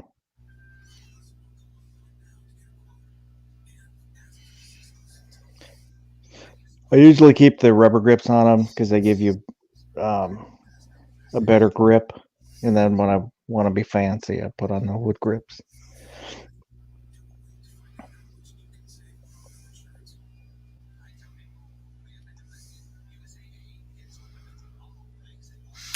He's probably sending it to the wrong person.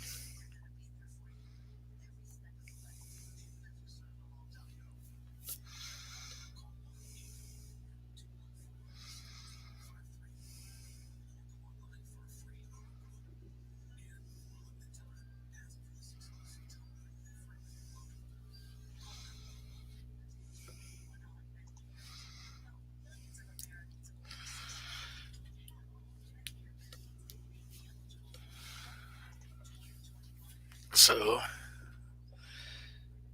Patriot says, okay, I fell into a bunch of 40. What firearm should I get? Ooh. I mean, there are so many 40s out there.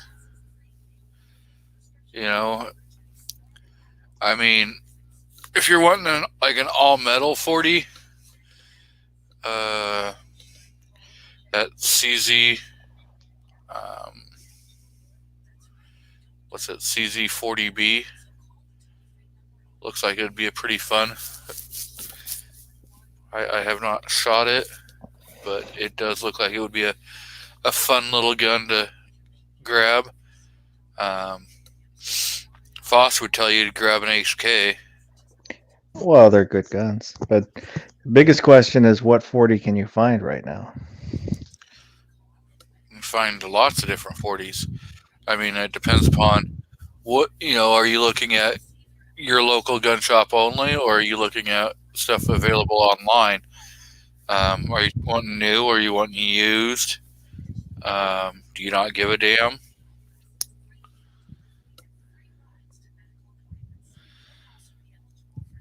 Ozark says Beretta Storm, M&P, SIG 229, and a few others were built to handle 40.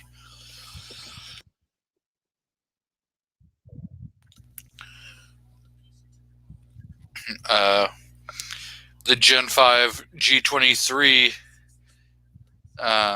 comes with an MOS cut,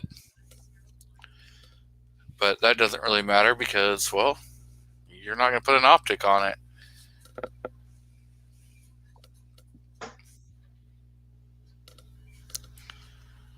So, yeah,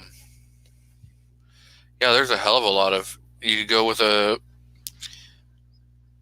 4006. Those are getting hard to find.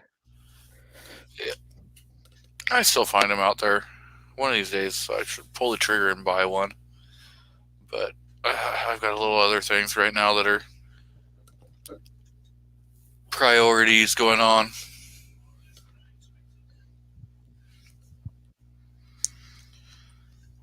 I mean, you go with a Glock 22 if you want to.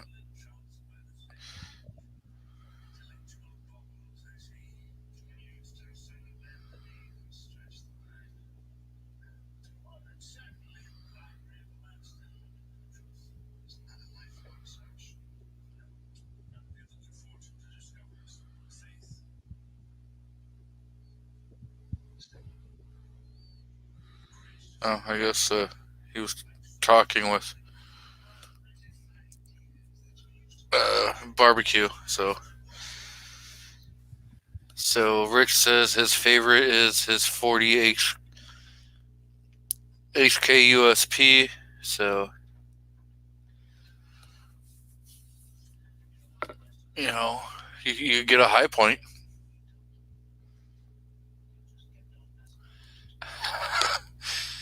You get a high point carbine and 40.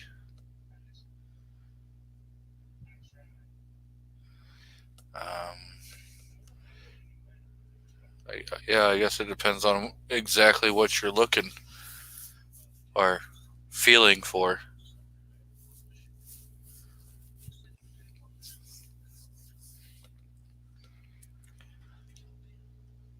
Yeah. Foss, you got any recommendations? No.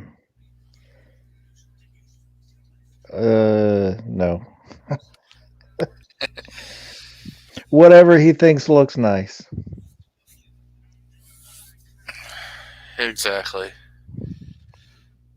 I say the one that fits in your hand and is the most comfortable is the definite one you should buy. Or you can just box up all that 40 and send it to me, and I will happily dispose of it properly for you and send you a video.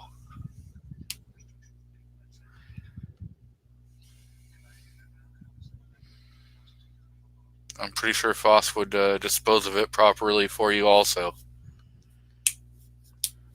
Me know I would hoard it.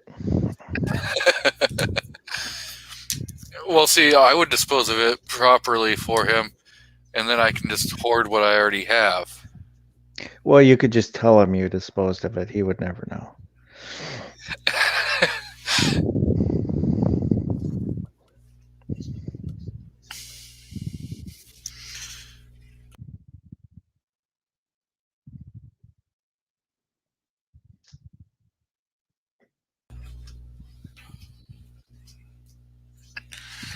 Have to get a Powerade. Wet the whistle. So, everyone excited for that hens giveaway that's going on here shortly?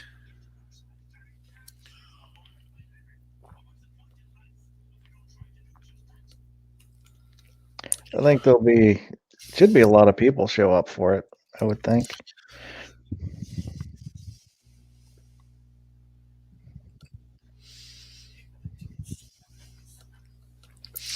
Yeah. He's trying to get me to trade for an AK. No, I've got plenty of 40 ammo,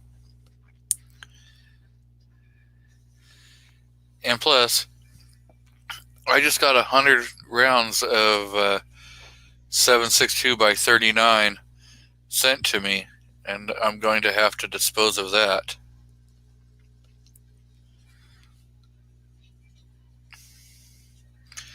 in a safe, proper manner.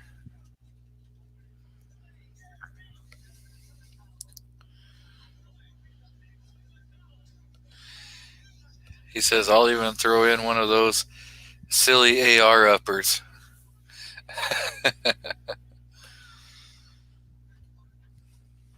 Yeah, you wouldn't like an AK there, Patriot. It's not American. Then you'd have to change your name from Patriot in the Dark to Commie in the Dark.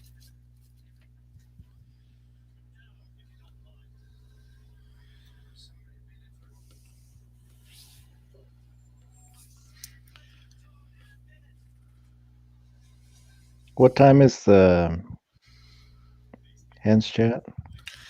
7:30 our time. 10:30 Eastern. So in about 2.5 hours.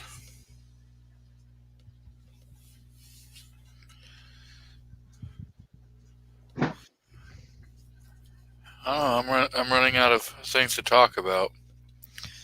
Come on, side chat.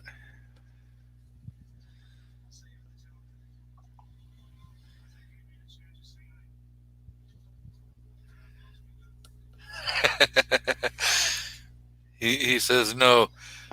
That is totally wrong. AK is our Liberty trophies. They lost. We won. It's ours. And now.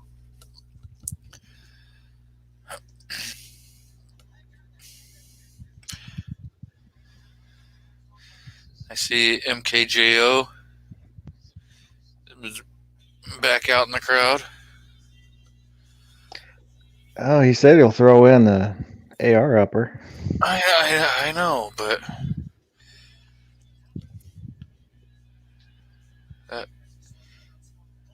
I think I would be getting screwed in that deal.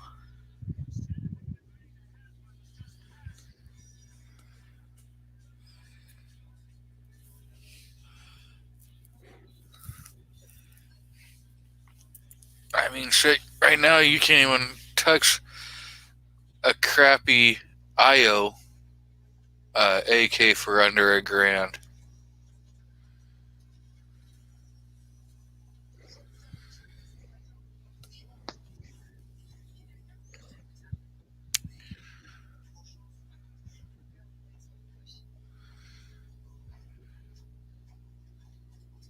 I don't know nothing about no AK. Ozark is saying he's debating on whether to carry his shield or Beretta Storm. I want to keep it. Only one EDC. I'm torn. Well, have one on your right hip, one on your left hip.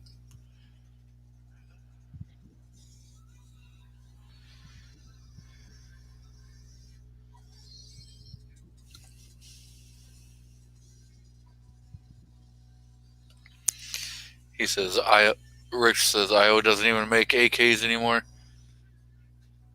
They make crappy ARs now.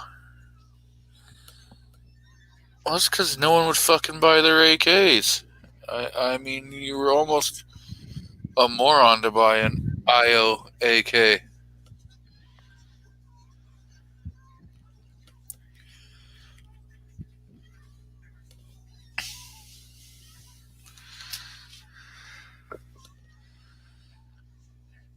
I mean, if you go and look at, like, a Sentry, let's pull up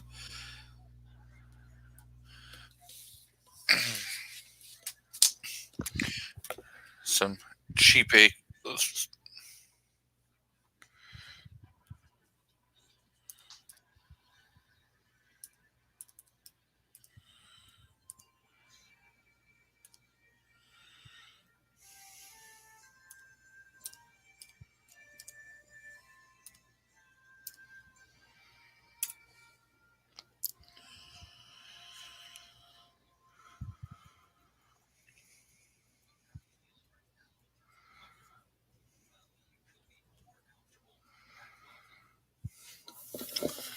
See what they're saying.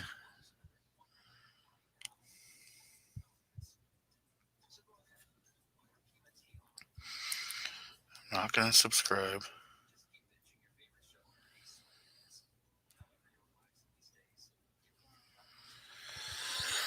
A VSKA is $800 MSRP.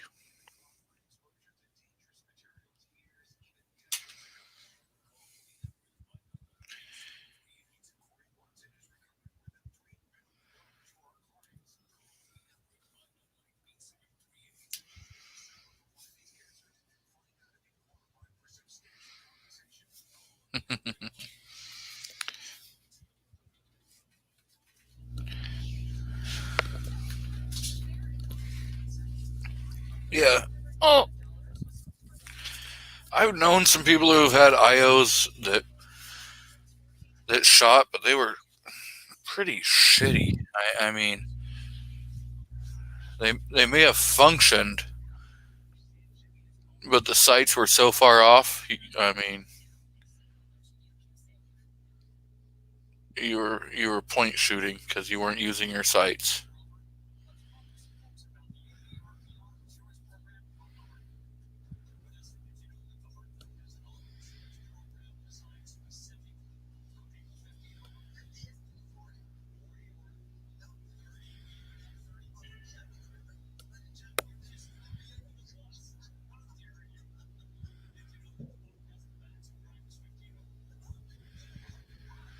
Yep. But yeah, so I don't know. I'm gonna throw the link out, see if anyone jumps in. If not, we're gonna go ahead and shut this thing down.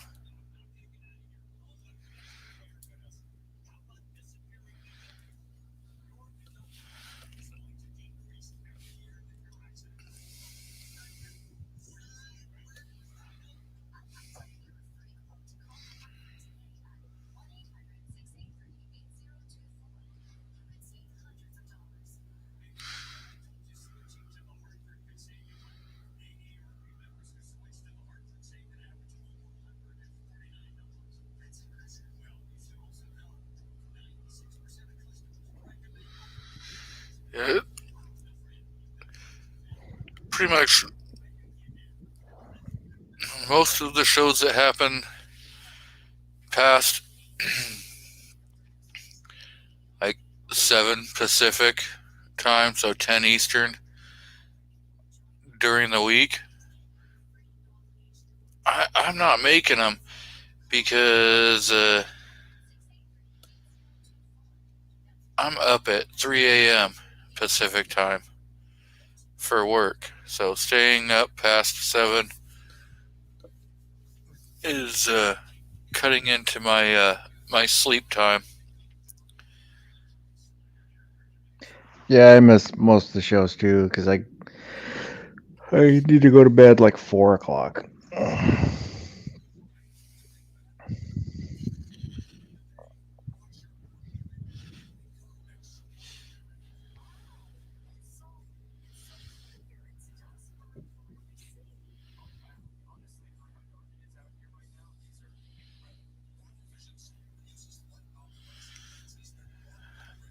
MKJO sent some memes to my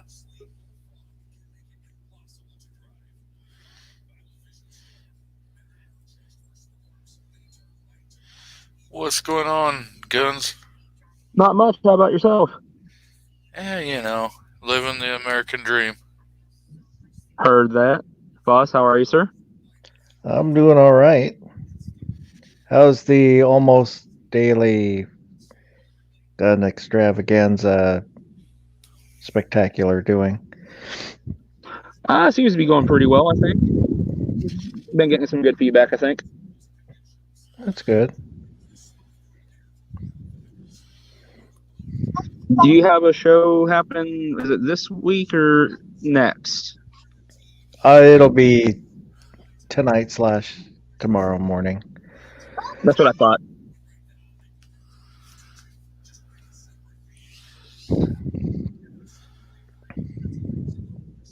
Have to try and stay up for that one. I think you go live at like 4 a.m. my time.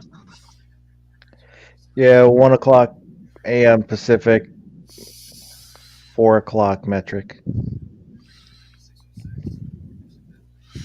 Wow, those are some nice firearms.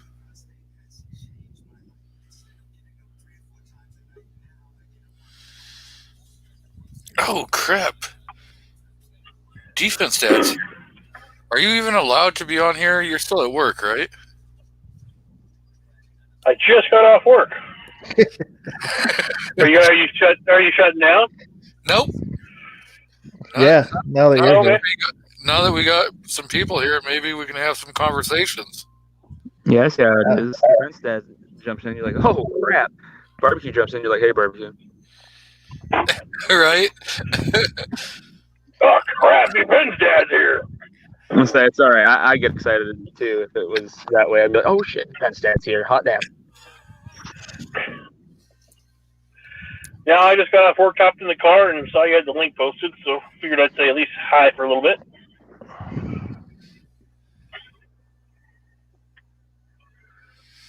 Oh crap!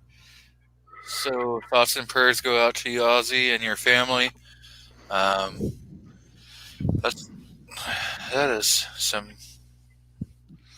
hard news to take for you guys. I know Defense Dad and Guns and Barbecue can't see the chat, so he says, "Hey everyone, long day. My mother finally lost her fight with pancreatic cancer this morning. So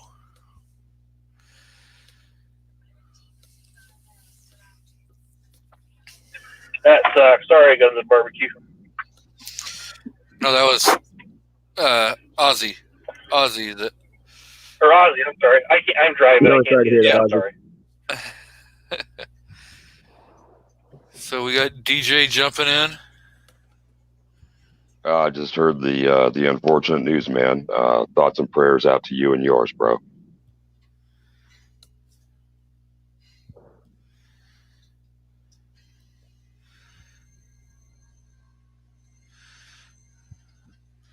MKJO sent that one twice. Maybe he really liked it.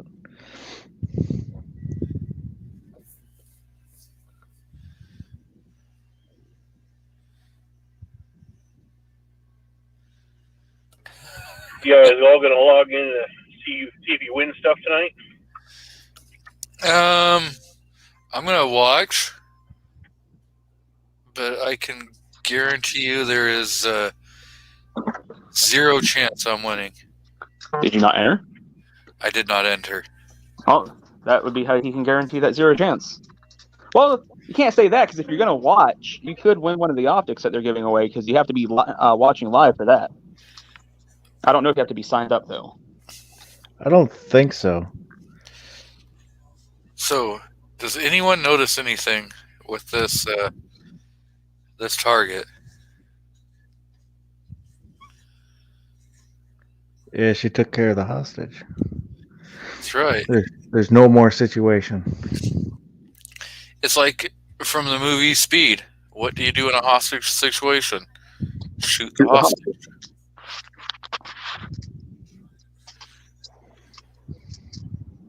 I don't remember what the reasoning for that was, but it sounds brilliant.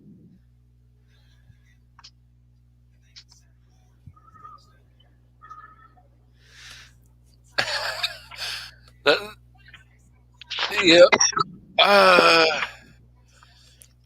Well, the one thing is so if you're holding somebody hostage, right, and a police officer shoots the hostage, or anyone just shoots the hostage, that tells the hostage taker that you don't give a damn about that hostage. And so what are you willing to do to them? Well, I've actually saw this was 20 years ago, where a SWAT team sniper actually hit a hostage. I think that's a good training tool right here that Makojo says center mass just ain't gonna cut it anymore. Plate carriers are the new norm. You better have your headshot game on point this year at the sniper challenge. Whole complete. Middle's missing.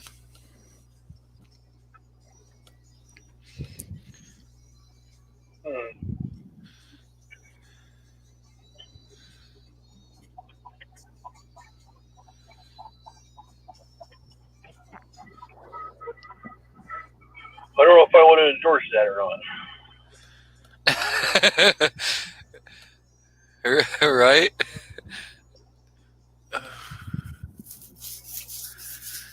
Is it okay, though, to shoot your hostage if it's your ex-wife? Exactly. I didn't say that out loud, did I? No, you did not. Good.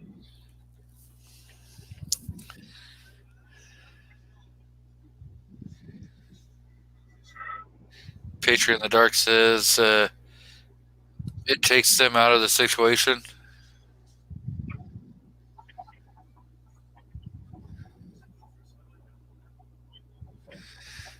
New York says that he's not going to win either. So he must have not entered also. Yeah, DJ, those photos are nice, but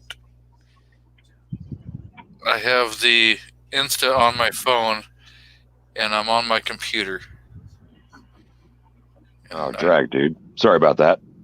And I don't remember the password I used for my Insta account, so I couldn't log into Insta if I wanted to on my computer. And your password isn't 1234.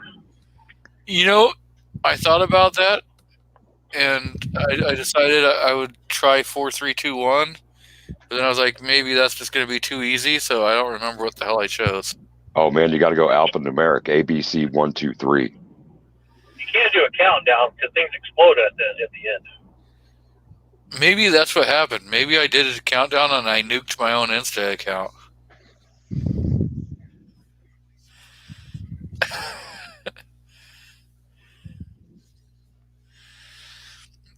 Ozzy's got a great point. Plate carriers don't protect below the belt. LOL.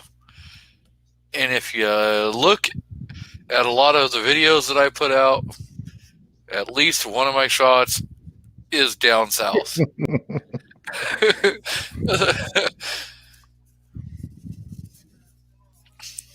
Because I guarantee you, if nothing else, if you get shot in the junk and you survive, it's going to change the way you think.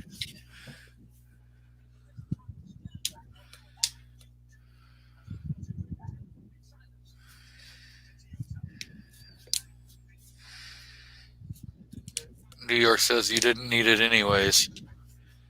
Oh, any of the giveaway? Yeah. No, I think he means your junk.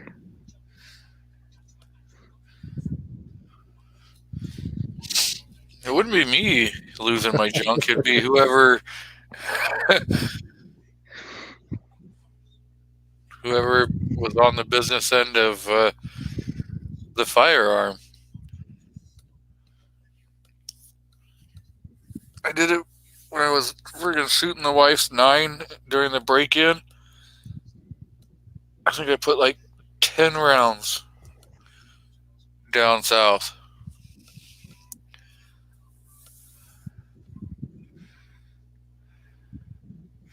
Oh, he's talking about Instagram.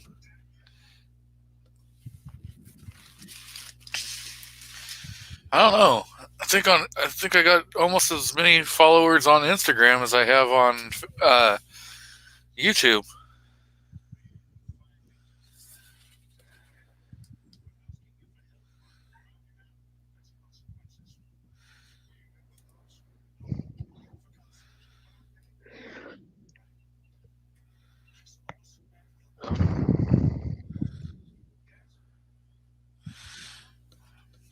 I do not see anything there, DJ.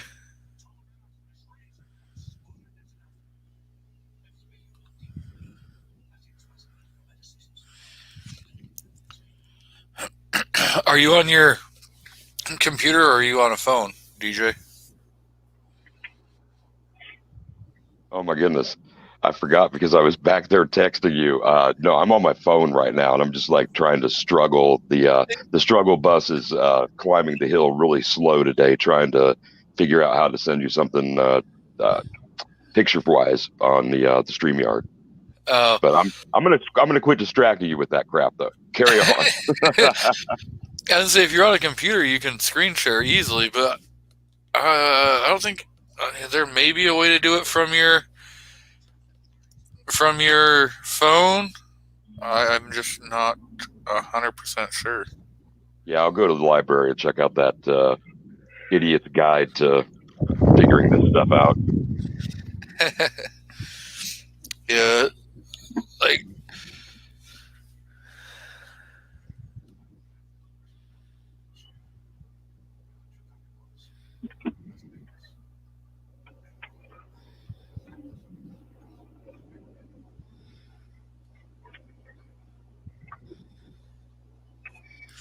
so Patriot says, hypothetical situation. If you found out someone was charging you more than other people, would you hassle the shit out of them? Nope. I would never do business with them again. That's what I was gonna say. I just wouldn't deal with them. My money spends just as well at the store next door as it does in your store. Yep. Okay, so I'm gonna give him a piece of my mind and tell as I'm walking out the door. But yeah, I will argue over a friggin' penny. If your store has a sign that says, 2 energy drinks for $3, and you try charging me $3 and a penny, I'm gonna tell you, hey, you got a sign. Honor the damn sign.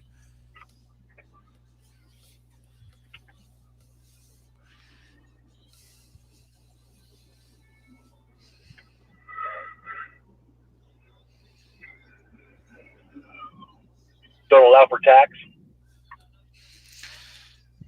Yeah, tax situation. Hell yeah.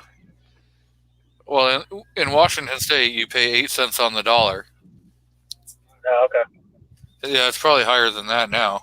What depends, because there's state and then city. Yeah. So each city's a little different. But it's somewhere 8 to 9%. He was just answering, woman. Depending upon what city you're in, it's 8 to 9%. Yeah, I think over in Wenatchee it's 8.4% or something like that. And we lost Guns and Barbecue.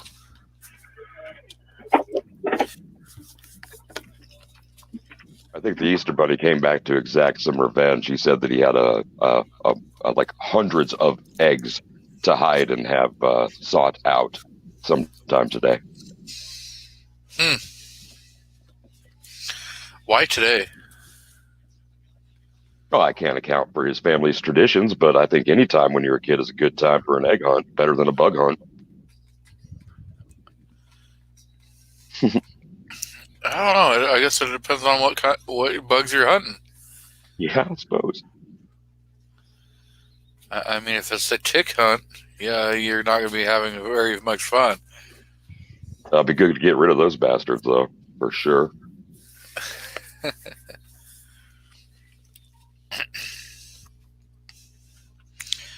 And we lost Defense Dad. Dropping like flies.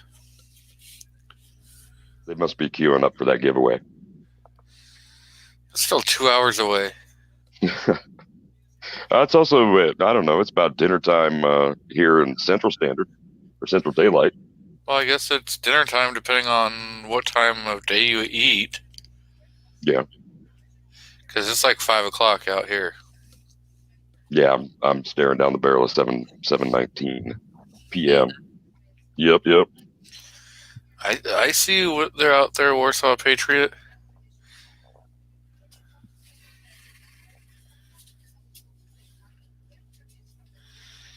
Yes, Rick White was completely. If you watched Biden's press conference earlier this week, it was comedy gold. So I missed that completely. Don't even bother to tune into that kind of thing, especially on traditional media. So hit the highlights or the lowlights, as the case may be. Oh, there's so many of them.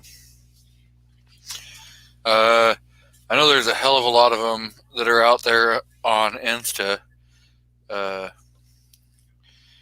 One of the ones that I watch the most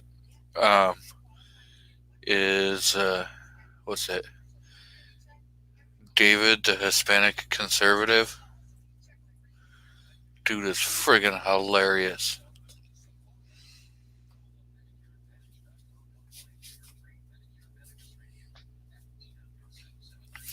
Yep, completely understand that one.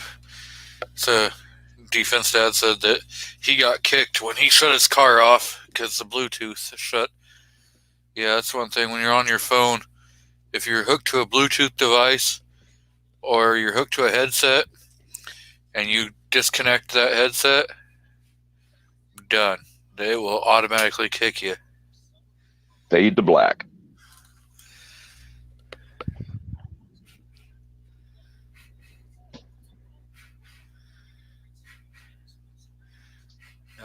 Depending upon what it is, yeah, I can screen share stuff.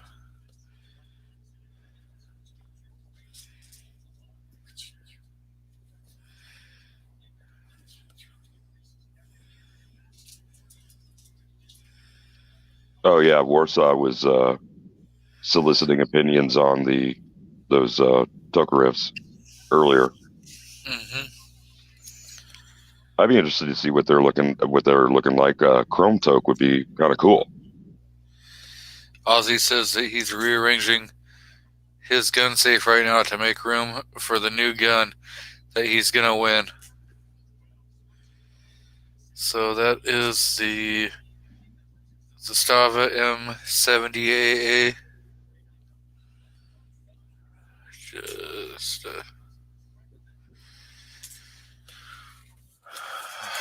crap.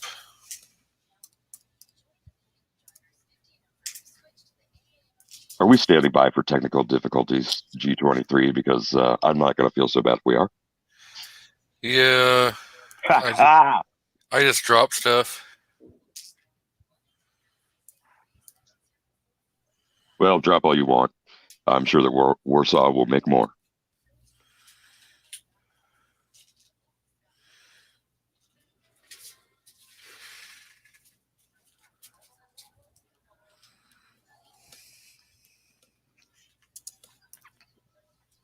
Oh, okay. I think he's saying that the one he's having you take a look at there is in 9mm Mm-hmm.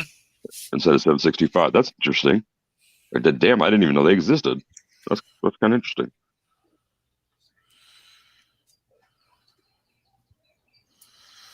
Pull it up on Atlantic.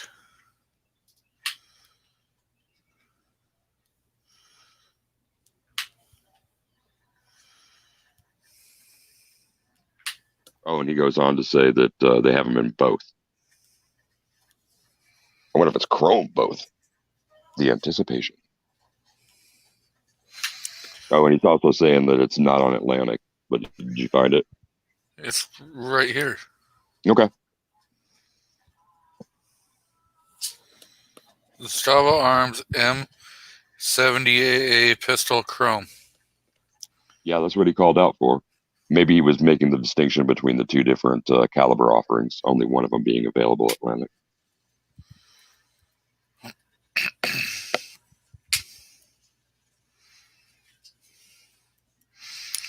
Or he didn't realize that Atlantic Firearms had them.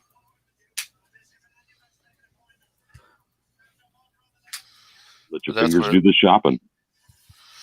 That's what it's looking right there. Right on. Say, for those of us that are working from a celly or with site limitations, do you mind pulling up one of those pictures in a larger frame? I can full screen that. I don't know if it will let me. Yeah, it's not one to. Oh, there should be. That is. You know, at least from my perspective, it kind of falls flat. I don't know if it's because it's the literal flatness of that photo. I'm just not seeing enough shine to kick it off. But and maybe it's the panels need to be swapped out too. That black just won't play. Not sure. He says it's on Zastavas.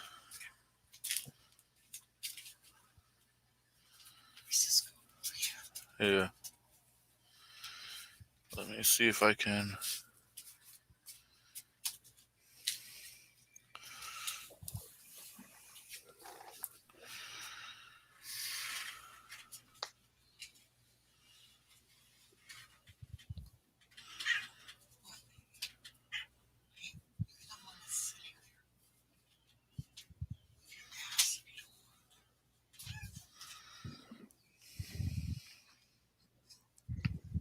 Wow, flying by wire from the text chat. That's crazy. Everybody's just like, boom, to the left, pan right, track in, 16-degree enhancement. So this is the one that he's.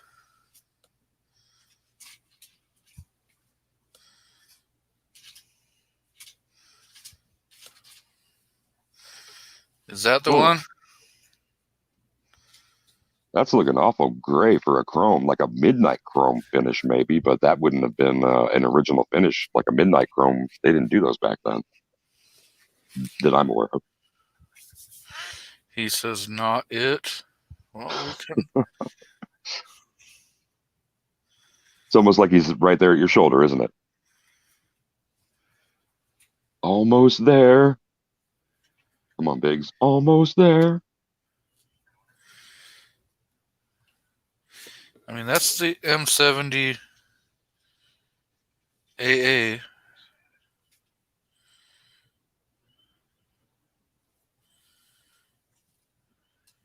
He's offering you further instruction in the text chat, Zastava USA. Zastava Arms. But maybe it's your Zastava Arms, and he needs you to go to Zastava. Let me refer to it again. Zastava USA. Oh, The address in there from his link is slow down. ZastavaArmsUSA.com. That's the URL in the text chat. So Zastava Arms USA, one word.com.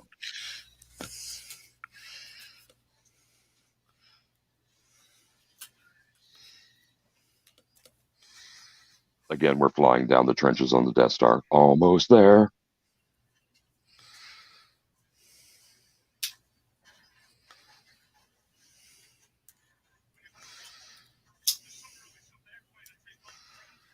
Zastava Arms USA.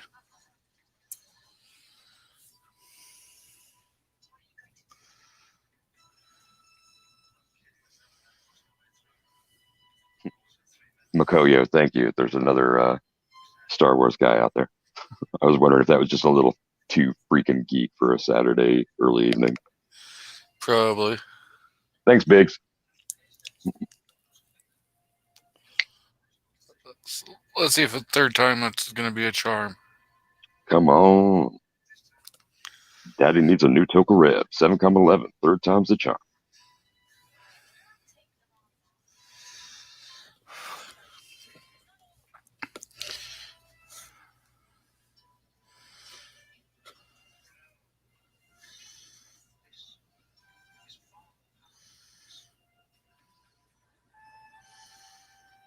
There's these, but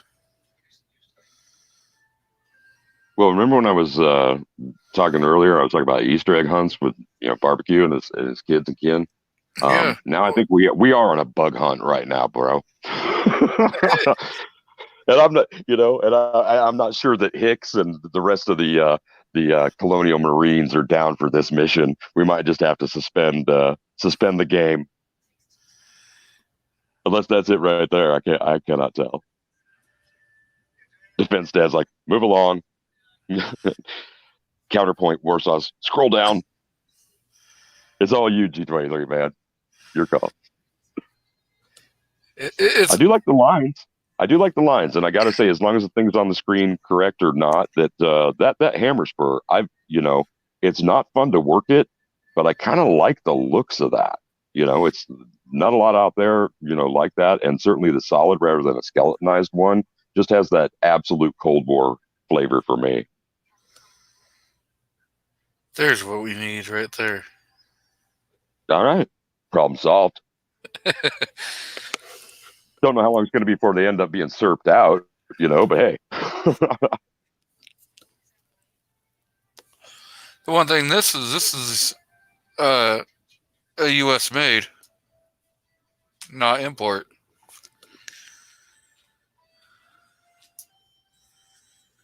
So,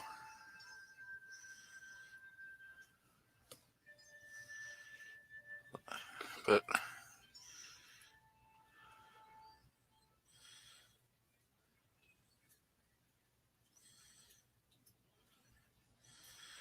yep, I am not having any luck with finding the.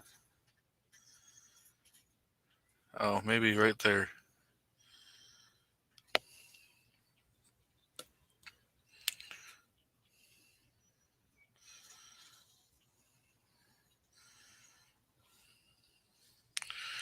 I mean, come on.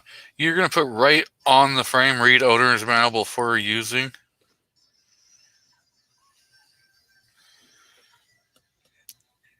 And it's a $500 MSRP?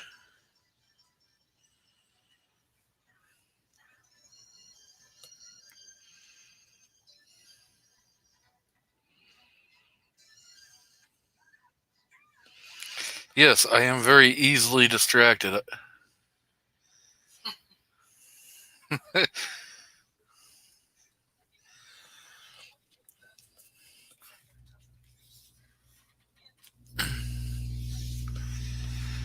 Yeah, it doesn't look too bad, but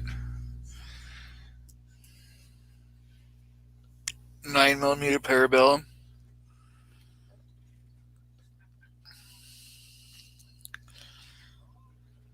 Some people.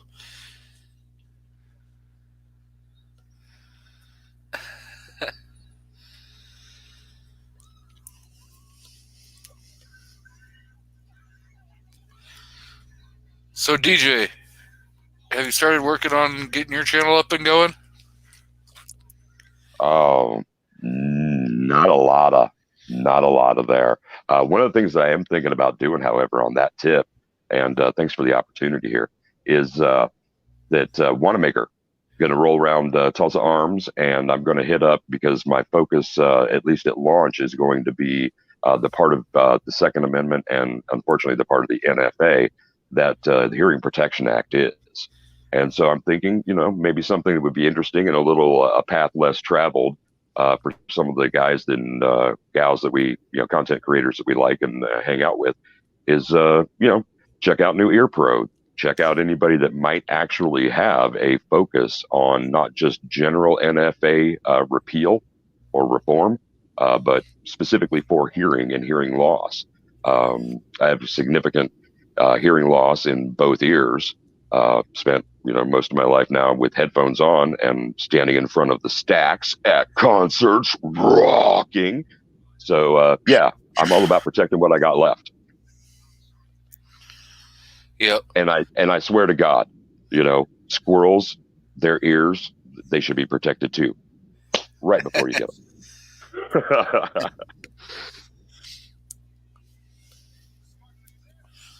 So, what kind of ear protection are you looking at? Well, as far as the show goes, it'll be anything and everything that I can, lay these eyes on to protect these ears. So I'm really, really open. The only background I really have in that, in addition to like the muffs that I wear, those kind of things, is from doing professional sound reinforcement in nightclubs and the like as well, and going through and getting inner molded ones and these new piezo reducers will do this, or this frequency range, let's tweak that. And I've just spent so much money and so much time on those things over the last 20, 30 years, that it's time for me to I don't know, I guess that's my personal interest, I guess, that personal take on it. But yeah, pushing it out there to see what's going to be the most effective, because you just look at decibel ratings on muffs at Bass Pro or something like that. I really don't think you're considering as seriously as you may want to. Not necessarily throwing the money down, but at least doing things like doubling up. Going with the inserts, going with the over ears, bumping up the investment that you're making in protecting both your hearing and your sight when you're on the range and armed. None of us wants to lose any of what we have. And there are some guys in our chat just tonight who know exactly what that's like. And, we need to take care of ourselves and the people that we care about. Yeah. So anyone that goes to the range with me, I'm going to double check their gear. If they're not somebody who's been into it for a long period of time, if they're like somebody new or whatever, iPro is definitely got to be NZ rated. If it's not, then I'm going to tell you to go get some NZ rated glasses.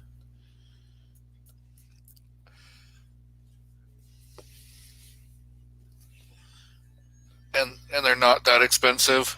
You can go to like Harbor Freight and pick up NZ rated eye protection that's like dirt cheap. Oh yeah, to the point where, that's one of the things that I do is, and thanks for the idea of where to pick up some for anybody that's out there and hasn't done this already. In addition to having extra foamies and an extra pair of muffs, I'm always rocking extra sets of those as well. Yep. I think it's smart. You don't want somebody relying on, their thrift store, freaking Wayfair knockoffs, when they've got something that blew back through an action. It's just not smart. Yeah, I mean, and there's a lot of sunglasses that are actually on the market that are NZ rated. A lot of your sunglasses are. Yeah, I mean, you don't have to throw down a heck of a lot of money for that, and it's always good to have those inexpensive backups. If suppose you forget, do you really want to throw down the pro shop for a replacement? Nah. Always carry some get by. Every range bag needs get by in all areas. So I have 4 pairs of earmuffs. There you go. And I have foamies. Damn, you really clutter around the sides of your face, don't you? 4 sets of muffs and foamies. So, I have some Walker razors that are electronics. And then I have some Walkers that are not electronics and everything. So, yeah. And when I bought a pair of earmuffs for the wife, they came with a pack of like 30 foamies to go with them. So yeah, nice touch. And you can pick up, I think, those Walkers are, right around what, $75, $80, something like that. I mean, why even spend that? Yeah. You can go to your local and you're going to spend somewhere between 60 or probably 70 and $80 for them. But you can go on Amazon and you can get the Walker razors and the hard case for like $60 or $40 to $60 straight. If you go to your local, you're going to spend, probably $60 to $80 for the headphones. Then you're going to spend another $20, $30 for that hard case. So now you're into it for like about $100. Yeah. So, have you done any Bluetooth muffs? I haven't. So I know. Oh crap! The Rogue Banshee. Okay. He has done some videos on some Caldwell that he really likes, and I think he's done some others also.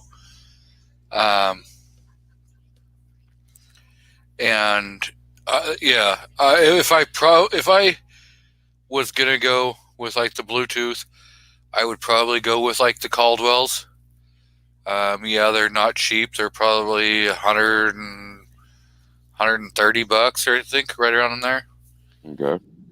But they are just like having your AirPods or whatever. You can stream your music through them.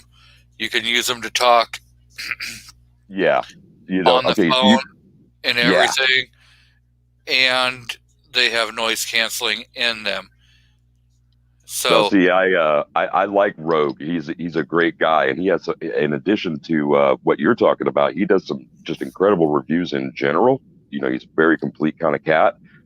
His breakdown, disassembly vids and reassembly vids and stuff. He had a Beretta Cheetah that he did that I watched, and he does 3D print stuff too. Good guy, but like music on the range. I mean, everybody has had the experience at the range, or I would guess that, there's a soundtrack that will play in your head to certain things. And to actually be able to do that while I'm at the range, that's it's a guilty pleasure, man, but I'm going to pursue it because I think that'd just be a kick, yeah, right of the Valkyries dual wielding, the giggle sticks, that'd just be great.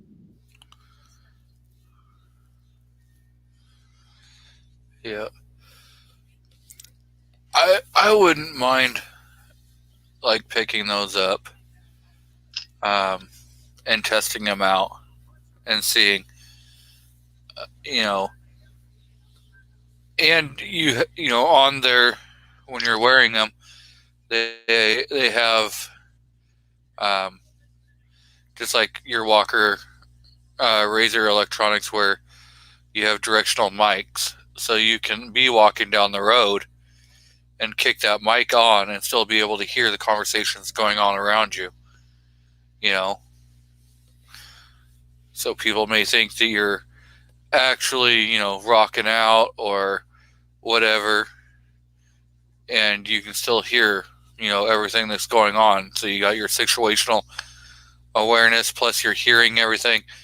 And if some random gunshot goes off, it's going to help protect your ears while everybody else is not getting that protection. Yeah, for real. And from a professional perspective, because I am not a professional shooter, you're using that in clubs.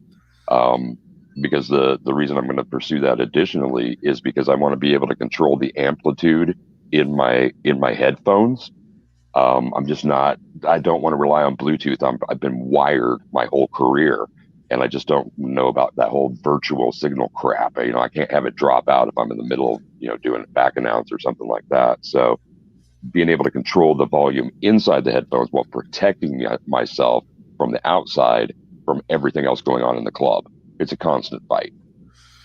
So that's some good information there, Wheeled.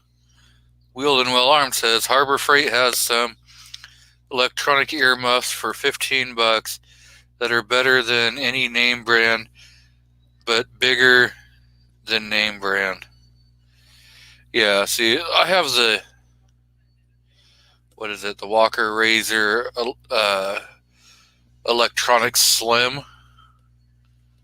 So they're a low profile earmuff.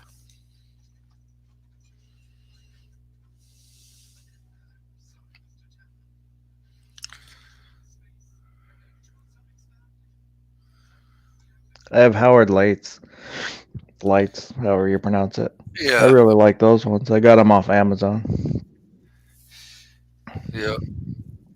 So we got LW Rhodes out in the crowd. Welcome, buddy. He does some great videos from up in the snowy north. The great snowy north.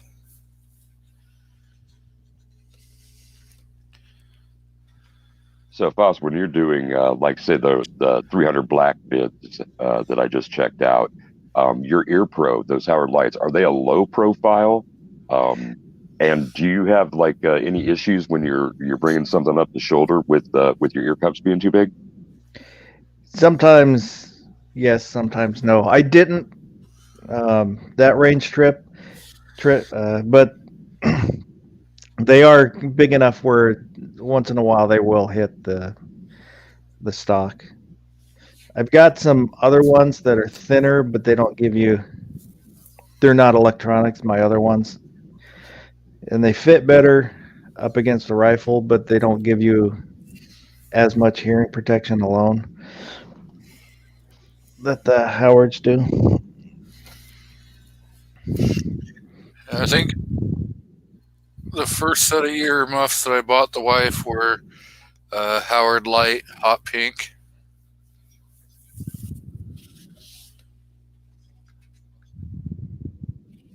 And I got those at, what was it, Sportsman's?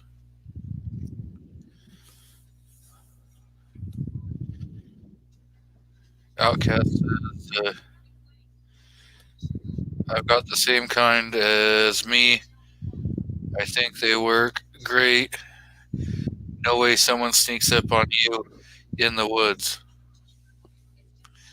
Yeah, those things, those, quad directional mics, you can hear like somebody breathing.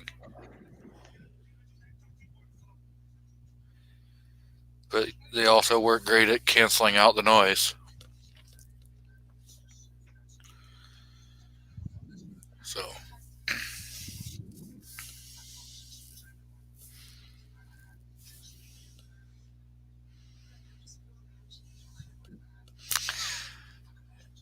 and that is way too much information there, Rob.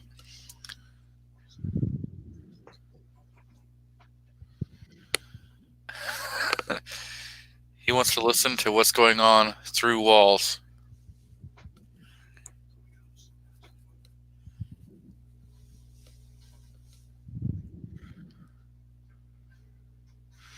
MKJO says he doesn't like muffs. Earbuds only. The only bad thing with earbuds is if you're wearing them like all the time, too much, it can cause you to get a condition called where your ears overproduce earwax. So you kind of got to be careful with that too. Well, I'm not trying to gross you out or anything, but that's true of standard headphones if you're wearing them all day long too. Yep, not wearing headphones very often. I don't know how you people could wear headphones like all the time, or even earmuffs all the time, because like after wearing them for even a couple hours, it'll like create pressure on your ear. Mm-hmm. And it's like, okay, I gotta remove these. Yeah, for real. I mean, the constant fluctuation is as that diaphragm is pushing the air straight at your ear all day long. It can be a drag, and that's why you got to pop them off every once in a while. I see kids kind of walking around and like, I guess I have an appreciation for the ones who do maybe something that's a stylistic or a hip thing to do, where they have one in and one hanging off their ear. And it's like, that's not a bad idea. Switch it up once in a while, because if you don't clear the air, yeah, it gets manky in there.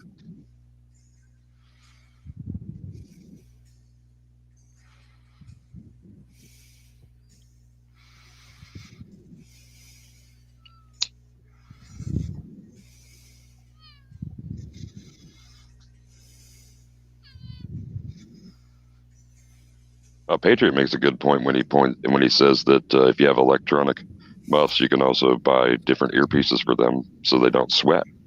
Yep. Yeah. And like with like the Walker razors, you can get the walkie-talkie attachments. So like if you and your buddy are at the range or whatever, you guys can have communications. Yeah, increased situational awareness, always a good thing. I gotta wonder though, Makoyo, dude, you got like some kind of crazy melon head or something? He says that muffs and glasses don't work on his odd-shaped head.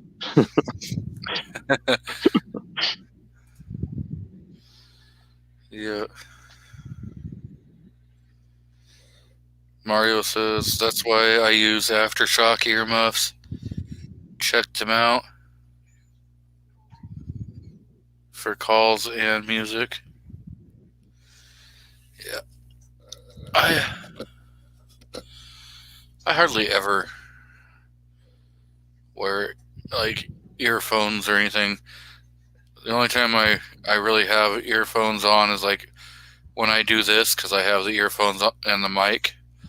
And then when I'm out shooting and I have my earmuffs on. Otherwise, I don't use any of that.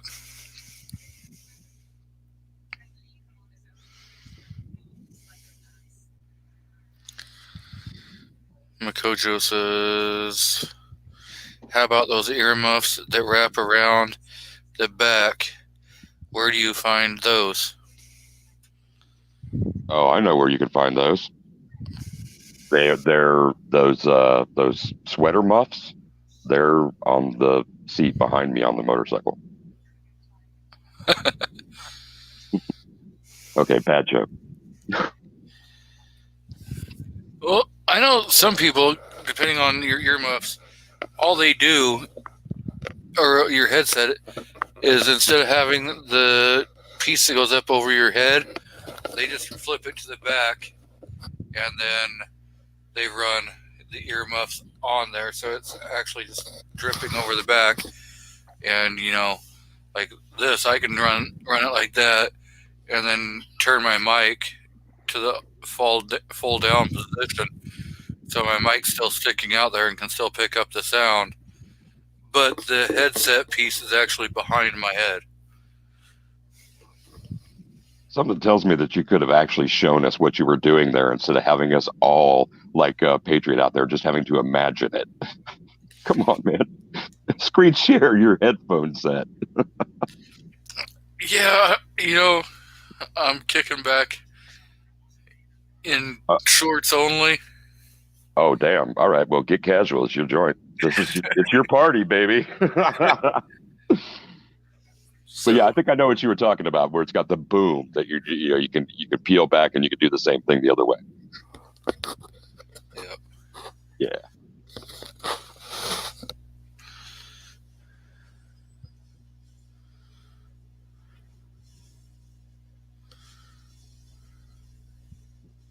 Right on, man. Well, you're coming right up against 3 hours or so. Yep. And on a casual Saturday evening, I'm going to take some time to consider what it is I might have for food before catching part of the Hens chat and then rolling out for the night. So, hey, out there on the Western time zone and out there in YouTube, StreamYard land, everybody have a very safe and happy remainder of your weekend. Catch you all on the flip. Yep. Yeah, later. Later.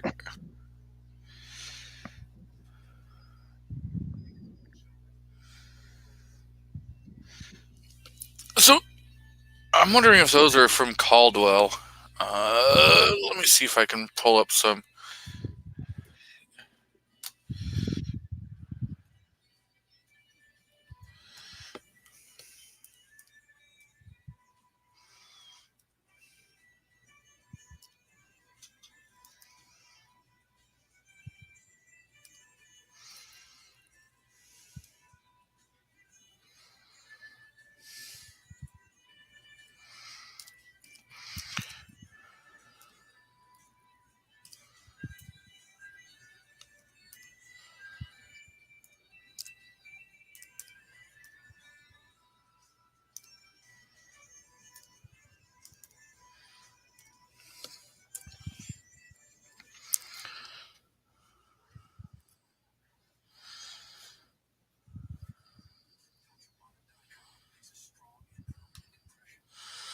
Well, they have some on Amazon, so let's share this. So you got stuff like this that are designed, and these are electronics.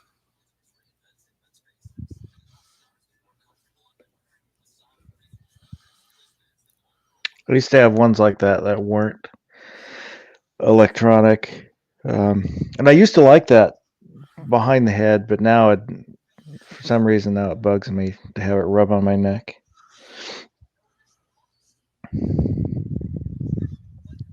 So yeah, you have some that are designed to go behind the head.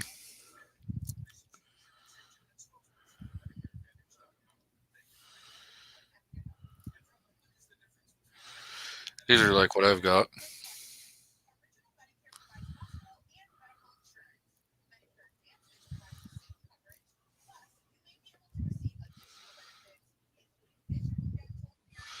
You do something like this.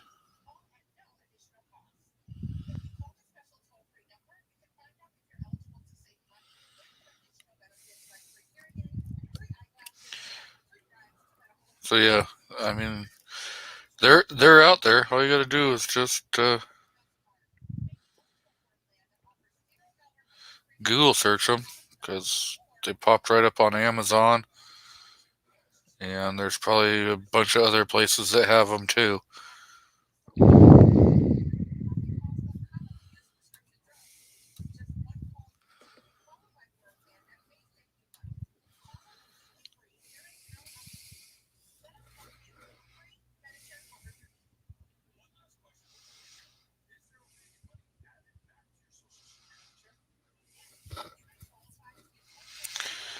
Do they make earmuffs that sleep when not in use? So like most of your electronics, you have a knob, you can turn them off.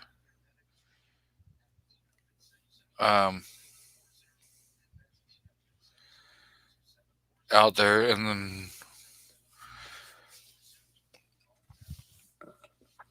and stuff. So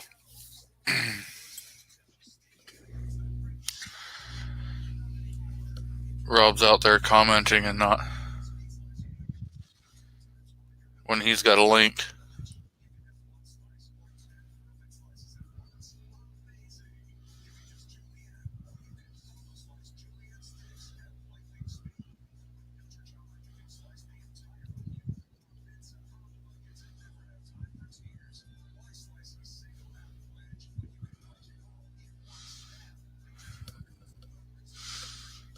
Yep. So I don't know. You got anything you want to talk about there, Foss? Not that I can think of.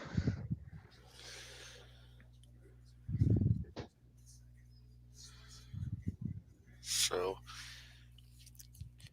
Carolina reviews, EDC reviews. Thank you again for the care package, and I will definitely try to get a video out of the unboxing.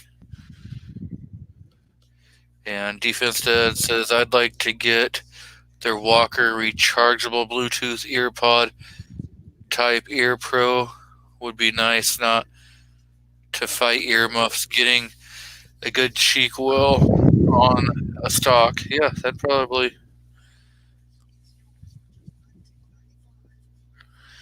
And then he says, yes, Walker does, but there are higher price ones shut off after a few hours if they're left on. Yeah, I think even the Walker Razer Slim Fits have that auto shut off to protect the battery if you would to leave them on. So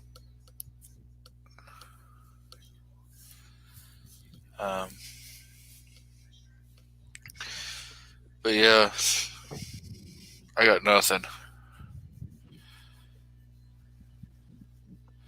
I got absolutely nothing left.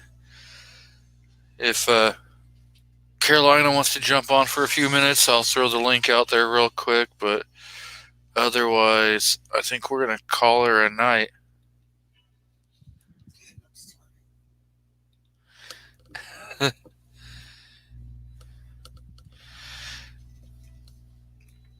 So, threw the link out in the crowd.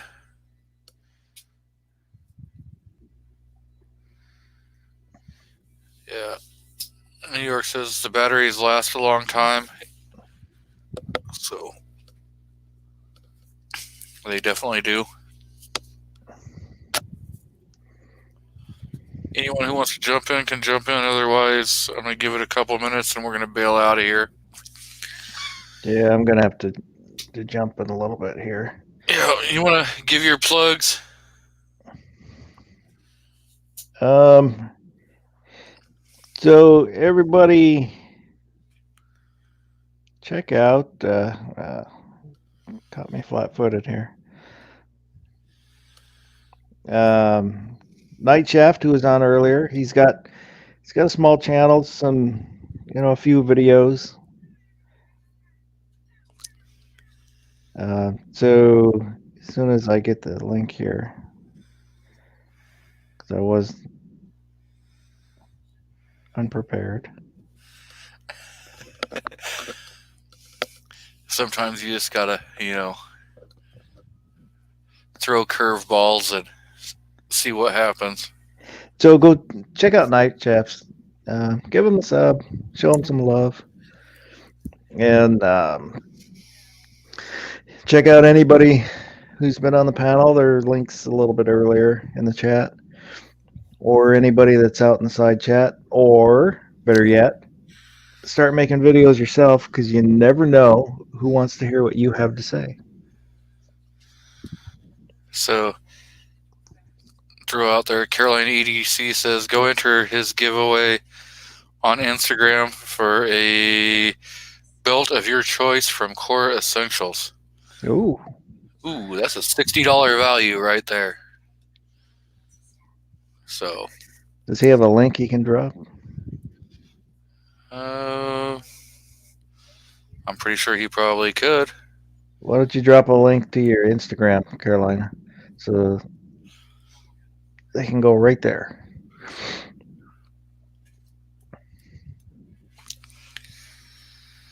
And so Many Faces was in here. He's another smaller channel. I've watched some of his stuff. Pretty good guy. LW Rhodes, he's from Alaska. He does some pretty good videos also. So I would definitely say check him out. Carolina EDC, he's always out there, giving back to his viewers and stuff. So always go and give him some channel love. Guns and Barbecue is going to try for a 20th time to get his computer to let him come on. No, it's not the computer. Friggin' got on earlier, then my dog decided to escape, so I had to go chase him around the trailer park. Got back, went to get back on, and got a phone call. Then I think I went to try to get back on again. Then the ex showed up to pick up the kids, and finally everything should be settled down. But it sounds like we're wrapping up. Well, we were running out of topics, so what kind of topics do you got? I don't have anything to say. I'll just let you wrap up. Go check out G23, obviously, but I'm pretty sure he has a Patreon. Go check that out. Mr. Foss here is an incredible guy. I don't know. Do you have a Patreon, Foss? No, I don't. Oh, okay, I was gonna say, if not, or if you do, I really need to get on that. But okay, I don't feel bad now.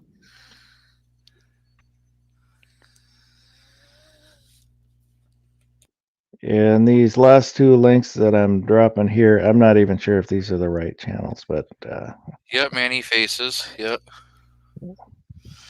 I can't. and I put one for LW Rhodes, and I hope that's the right LW Rhodes.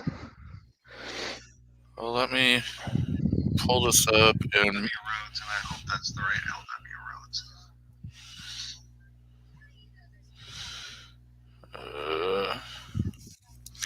yes, that is the right LW Rhodes channel.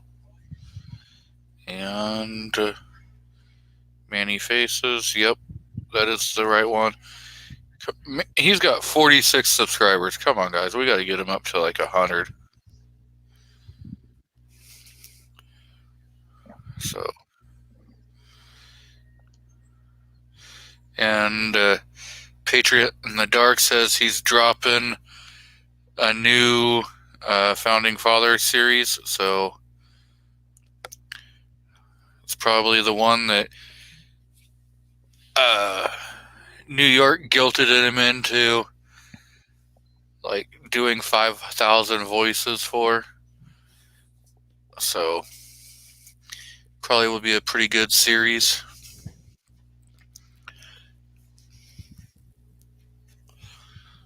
Yeah, and Guns and Barbecue has a okay show. If you would friggin' start it before 9 o'clock at night, some people work. I might next week. We might next week, just to see how it goes. I mean, 9 o'clock in the night. That's friggin' no way in hell I'm making those. I wake up at 3 o'clock in the morning. You act like you have a bedtime. I do. I don't got a bunch of cocaine and hookers to keep me awake. Don't let them bully you. Mrs. G23, May G23 stay up just a little bit longer and play. See, I have headphones on. She can't hear a damn thing anyone's saying. She gets a one-sided conversation. She gets a one-sided conversation on all of this. She gets to hear my voice ramble. I like it. It's torture. But she's put up with me for almost 20 damn years. Go you. I mean, her, not you. Like, you just be better to count your blessings. I still don't understand how she's put up with me for like 20 damn years.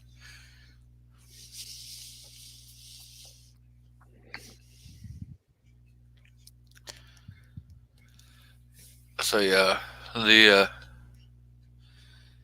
July 4th will be 20 years. So, okay, guys. We've been going at this for a little over 3 hours, so... Time out. So you lost your independence on Independence Day, huh? I did. Bit of irony there. Good stuff. Okay, so... I said we started going out, like, in the end of June. She was saying, like, sometime in July. And we argued back and forth, and we decided that July 4th was going to be our anniversary. So, that's how that came about. Hey, as long as you guys agree and remember. Yep. So.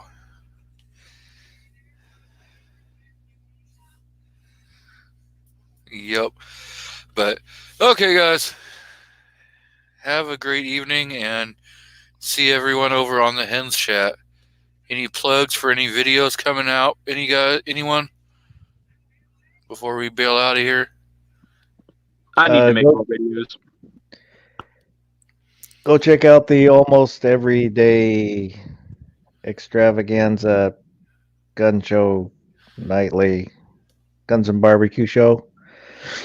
Tuesdays and Thursdays at whatever time it is. I'm not sure what time it is. 11:55 Eastern. But we might try and go live at 11 this week just to see how viewership is, if it increases at all or whatnot. Had a couple requests to go live at 11 instead of midnight, so. Okay, well, thanks again, everyone. Peace, guys.